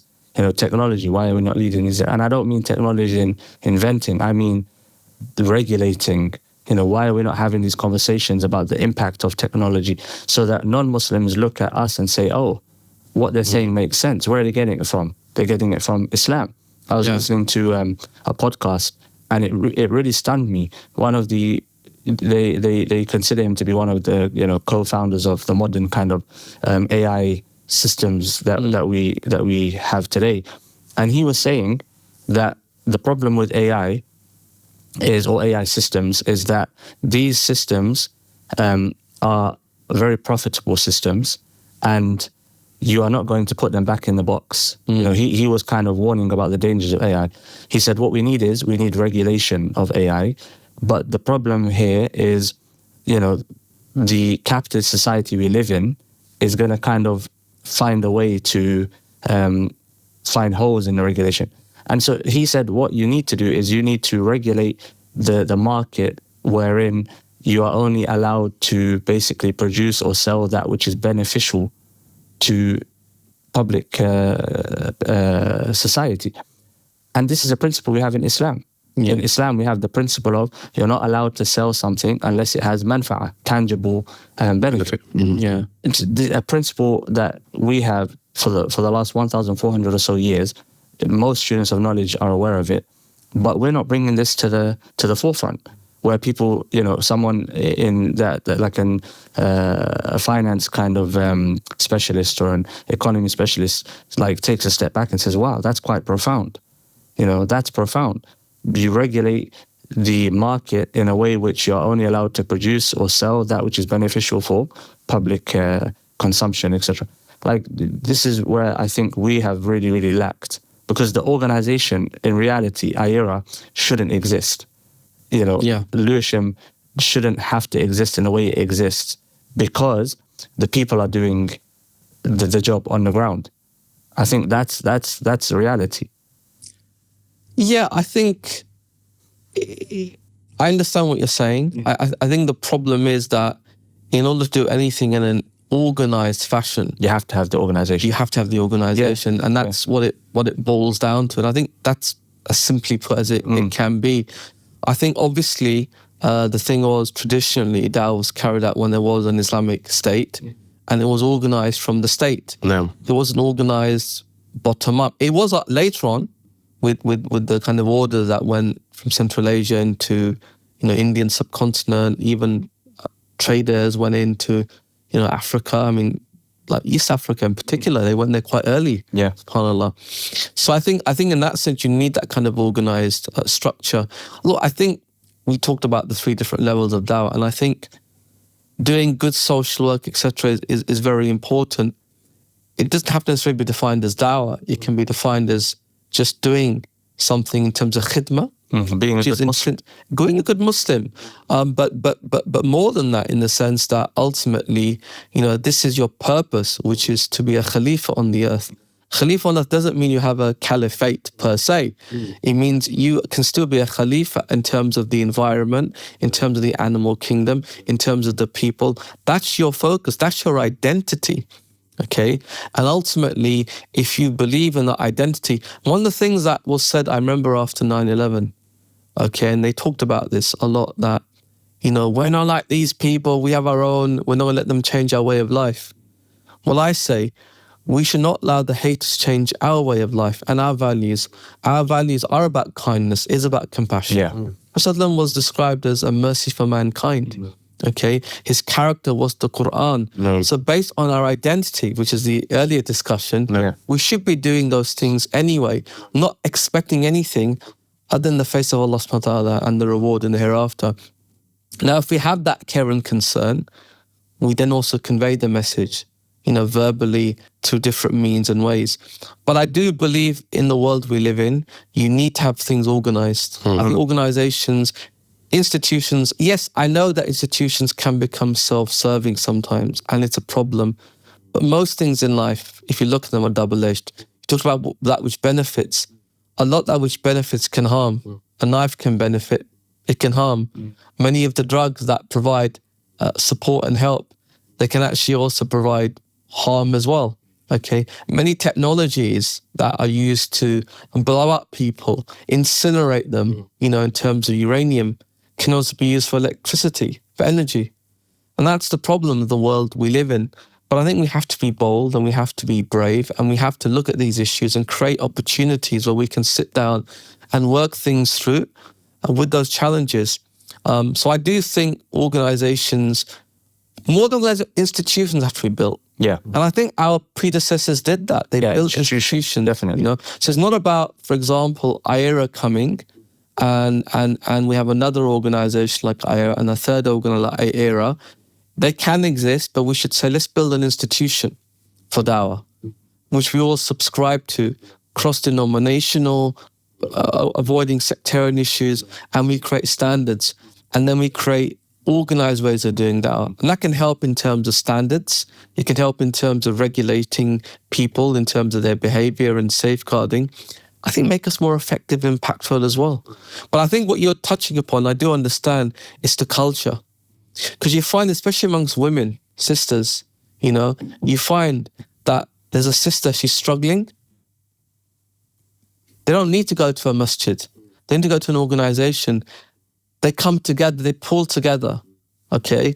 And they help that sister, okay? And that's what it's about. It's about culture then. It's about your values. You don't need an organization. You just know, that's my neighbor, that's my friend. I'm going to help them. I'm going to be there for them. I think we have that in some places, but it's something that we have to keep on working on because it can be lost. And that's the challenge that we're going to face the next 20 or 30 years. We're going to lose our identity and our values in this regard. Already we're seeing that with regards to the family. Whole different discussion, the breakdown, rising divorce rates. You talked about it earlier in our conversation over lunch. In terms of marriage, it's about joining families or keeping families together, I think you said. So I think that itself is a challenge, and that again is about values. So Ustadh Saqib, if I can use that as an example. I agree with what you're saying. The organization in this context is necessary. Yeah. But really the organization shouldn't have to exist because Muslims are doing what they should be doing. Yeah. And perhaps it sounds a bit, idealistic and romantic. But if I use the marriage example, the reality is we are seeing a breakdown of let's say a breakdown in marriage culture, which is leading to a massive kind of increase in divorce. Hopefully we see that start to decrease over the coming years. But it's a reality. Most kind of you speak to therapists, counselors, masajid, institutions, fatwa kind of organizations, and they can attest to the fact that this is becoming a reality. So now what's going to happen? I predict we're going to have organizations that come up to deal with this issue. And so the point is that organization shouldn't exist because the marriage culture should be healthy in the first place. Yeah. So, iERA shouldn't exist in a sense. It's amazing that it does exist, alhamdulillah. But what I'm saying is it shouldn't exist in the sense that that problem shouldn't have been there to begin with. It goes back to the culture, to the kind of education. You said the knife is beneficial, but it also harms. Drugs beneficial, but they also harm, which kind of like suggests the issue is the person. And so, the culture that the person has, the kind of the understanding that the culture has, the personality, so it's not to disagree with you in any way, but it's more to kind of try to highlight what I'm trying to get at. That if we were to, and I guess it's a criticism of leadership, really, and if the leaders of the Muslim communities were doing what they should be doing, then we wouldn't have the problems that we have. We wouldn't have these holes that need to be addressed. We wouldn't be firefighting. To put out these fires that are coming up constantly. No, you're right in that regard. And funny enough, we had a trustee at one of the charities, and we had a strategy meeting, and we were talking about a vision statement. And we said, to be honest with you, our vision should be, we don't need to exist. In reality, that's the world we want to see, a world we're not needed. I think that's something which I think any organization that has a goal which is inherently social should be, we shouldn't have to, exist. So I agree with that. And I think in the marriage context, even more so, because it's the marital breakdown that would, bring about those issues. But if I can just, for example, Ustadh Saqib, if we imagine that iERA now ceases to exist, and we kind of like assess the impact of iERA. You have a final meeting, we're shutting everything down. You look back at the impact. I think, with the positives and negatives, you can say we have achieved something, contributed towards a cultural shift, so it could be said, okay, iERA no longer needs to exist. The culture of Dawah has changed. We were a contributing factor towards that. And so, there is reason to shut it down, for example, not that we want to, but that it kind of like, it highlights the point. The vision should be, we want to get to a place where we don't exist. Meaning now Dawah has become systemized. It has become adopted mainstream. It has become a part of Muslim identity. I am someone who gives Dawah. I'm not a da'i, but I give Dawah, in my character, in my interactions. And if that point arises, maybe it will be, okay, now iERA becomes an organization that focuses on another aspect. But that's the kind of like the vision. So the marriage department of a masjid shouldn't exist. We don't want to exist. We don't want to be doing marriage counseling. We don't want to be doing these types of intervention courses. We want marriages to function in and of themselves, and when there are problems, the fathers get involved and deal with the situation. The mothers get involved and deal with the situation. No, you're right. I agree a lot what you're saying there, and I think with the marriage in particular, when people talk about pre-marriage courses, I think, what? That never happened before, as far as I know. Maybe the sign of the times, but I think to institutionalize those kind of things is problematic. It shows that people aren't learning things in terms from a cultural perspective and from an educational perspective, that they need this kind of approach. I can understand mainstream why that may happen, because marriage is lost, to be fair, its meaning. It is just a piece of paper, frankly speaking, nothing more than that. For us, it's not. It's a contract. It's a commitment in the sight of Allah subhanahu wa ta'ala, set up a family. So I think that's something important. I think in terms of the Dawah situation, I think the one challenge is that, yes, the cultural shift has happened, but I think organizations will be needed. But it's not about iERA. It's actually, if you look at the Christian missionaries as a movement, there's lots of organizations. We looked at one organization, it's one of the largest, called Campus Crusade for Christ. We did research. Do you know how much their income was? How much? $670 million. Wow. Okay, that's one. It's one of the largest, but it's one. 25,000 missionaries full-time. Okay, what's interesting is that the missionaries raised their own salaries, their money for it.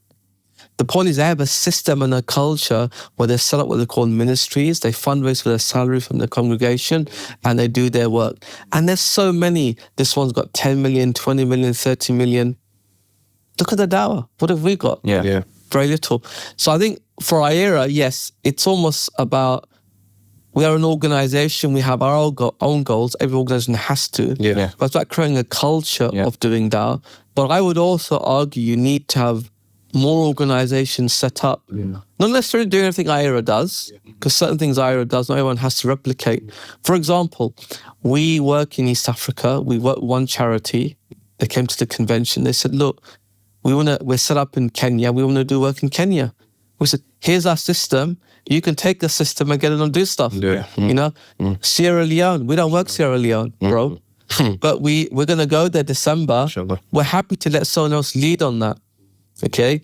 The point is, it's the culture. There's too much to do. You know, we need more hands to make light work. So I think in the current world we're in, organizations have a role to play. Yeah. Because of the world we're in, I think, frankly speaking. But I share your concerns. I think on a wider issue, institutions and orgs can become self-serving. You find that in the Catholic Church. Because when it becomes self-serving, neglect goes under the radar, abuse starts happening. And there's issues even in our communities that aren't always brought out. But I think, again, we need to sort of, you know, be sincere. And we need to make sure we've got systems in place, there's transparency, governance. I don't think a lot of orgs understand governance and transparency that well, which actually from Islam. 100%. You talked about like gifts, etc. This is not widely understood. It's like, well, it's my gift. Well, no, but you're given the gift because you're part of an entity, an organization. So it's not just because of you. And there's other issues and problems that will happen with that. So I think it's a worst case scenario, I would say it's a necessary evil to organizations. But we need to have some responses, I think. 100%. Whilst we identify some of the more systemic problems, we need to sort of find more practical solutions here and now. But I wouldn't call it an Evil, that's what I was going to say. Yeah. Evil. I wouldn't. That's not. I mean the reliance on organization. And the whole I'm with you. institutional culture. That I'm with you. Supplanting the culture. That's what I meant. The evil. And just to I wouldn't call myself part of an evil. because I don't want you to get I hope that's not what you got from what I was. Not at all. That there's any evil attached to iERA or No, not it's at all. a criticism Not at all. of iERA. I totally get what you're saying, Sheikh. And I again, as I said, these are very these are nuanced discussions, and sometimes we can lose things in translation with the subtleties. No. But I think it's important we have these conversations, understand what we're doing. You know, organizations have come about sometimes because of the lack of cultural understanding and awareness and the knowledge. And they're filling a vacuum. 100%. And I think in marriage in particular, that's a slightly worrying issue, I would say. But I also think we have to also be very careful in our criticisms of those who are active. In dawah, in teaching, in studying, in learning, whatever it might be, because it's very easy to sit down and criticize the mistakes in hindsight. But those individuals are individuals that sacrificed their time, sacrificed their, relationships, everything that goes into being active in the arena of Islam. And so it's not fair to criticize a person or an organization without due diligence. And appreciate it, because what they've done. There are many that fall into this, these people are wrong. These people are wrong. These people are wrong. Look at these mistakes. Look at those mistakes. Okay, go into the field and do what they're doing, but do it correctly. And come back in 10 years and they'll come back and they'll have their own set of mistakes that they've made. Mistakes are a part of the refinement process. So I it's not because I don't want others to kind of assume that I'm criticizing organizations. No, everyone's going to make mistakes. But just to kind of conclude, Ustadh Saqib, that the question I asked, how does a person go from table to field? How someone identifies an area, okay, this is something that is not being addressed within the Muslim community, within the non-Muslim community. What can I do to address it? And how do I get it from that idea into practice? What advice would you give? So when you say table to field, I mean, I would say the table is the field. Okay. So how do you draw that distinction? So from theory to practice. Okay. In terms of getting involved in the dawah or I mean, yeah, it could be dawah, it could be teaching, it could be addressing social needs. Got you. Yeah. No, I think, to be honest with you, and again, people have different views on this, but from personal experience, being involved in many things for many years, I think the biggest barrier for people is just getting started. Okay. You know, people are terrified sometimes of taking that first step. And yes, you need a bit of basic knowledge on anything, not just dawah, even in business, okay? But I find people that ask question after, what if this happens? Or what about in the future? Like, I'm in business, I've got a digital marketing company. And I remember someone saying to me, well, I'm thinking of setting a company up, but I'm thinking, should I set up a company structured like this? Because in the future, I might want to have a group of companies. And, oh, that's the future. Why are you worried about that? Just do it now. You know, just start. You're going to learn, you know. Start with something that you have a basic interest in and you have enough understanding and make that effort. So I think theory is important in a lot of cases because it helps you understand some of the basic assumptions of why something needs to be done. And again, we spoke about this in terms of assumptions. You know, they're important. Otherwise, we're just doing without understanding. But I think the biggest barriers are psychological of actually getting out and doing something. So I think ultimately, whatever you're doing, Islam itself, again, Islam is amazing. It's beautiful. Its basic belief and theology is so simple. We believe in one God, we worship one God alone. It's very simple. Christian theology is more, my understanding, developed, more evolved. It had to be, because you're trying to square a circle, frankly speaking. Okay, someone said the married bachelor. No. Okay, you can't do that. Islam is simple. Yet, our scholastic tradition is so profound and so incredible.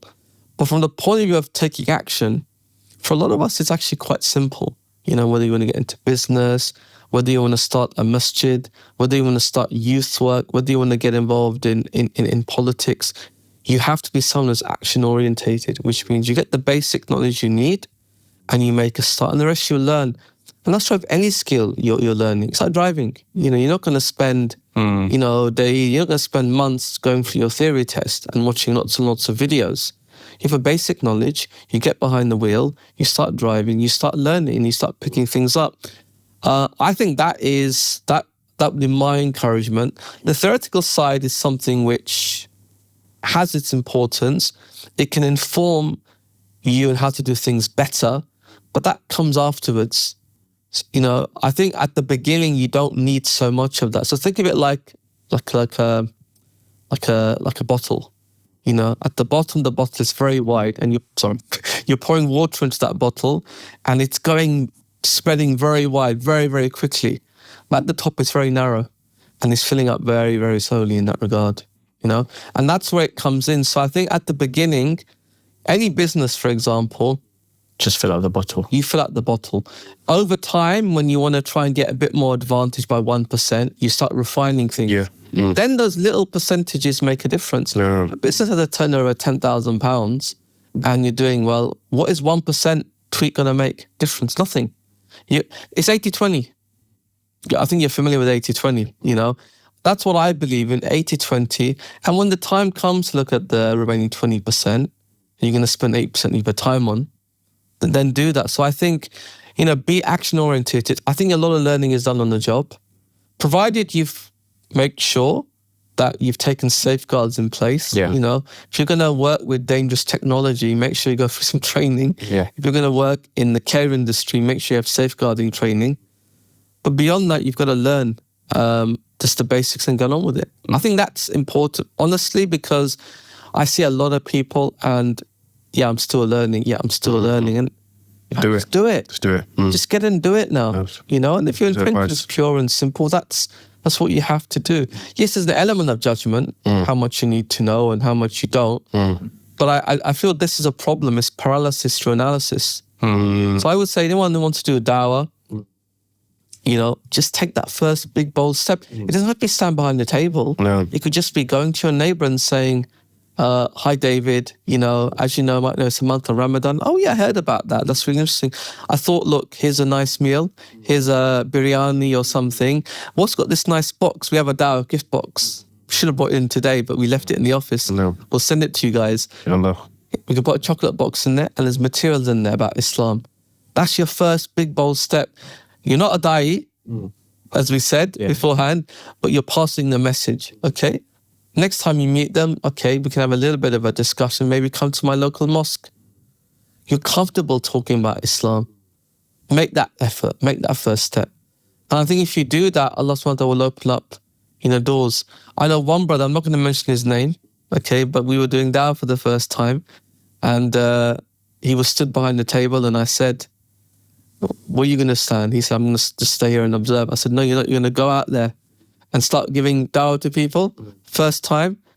MashaAllah, that brother, he gets the most people stopped, and always when he's in conversation nearly, someone takes shahada, subhanAllah, and he just did it, and that's what it's about sometimes. So yeah.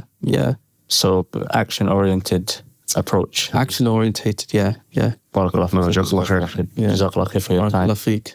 And hopefully we haven't exhausted you too much. No, not at all. Jazakallah for your hospitality and showing us around. Let's say you brothers are doing amazing work, and I wish there were 100, 200 Lewisham Islamic centres across the country. Inshallah, we should have that as a vision. We should be bold.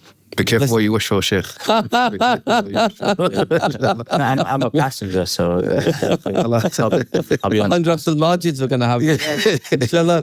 So, bro, get moving, man. We need 100 more of you. Jazakallah khair, Sheikh. Barakallah feek. Thank you for tuning in. Subscribe for more.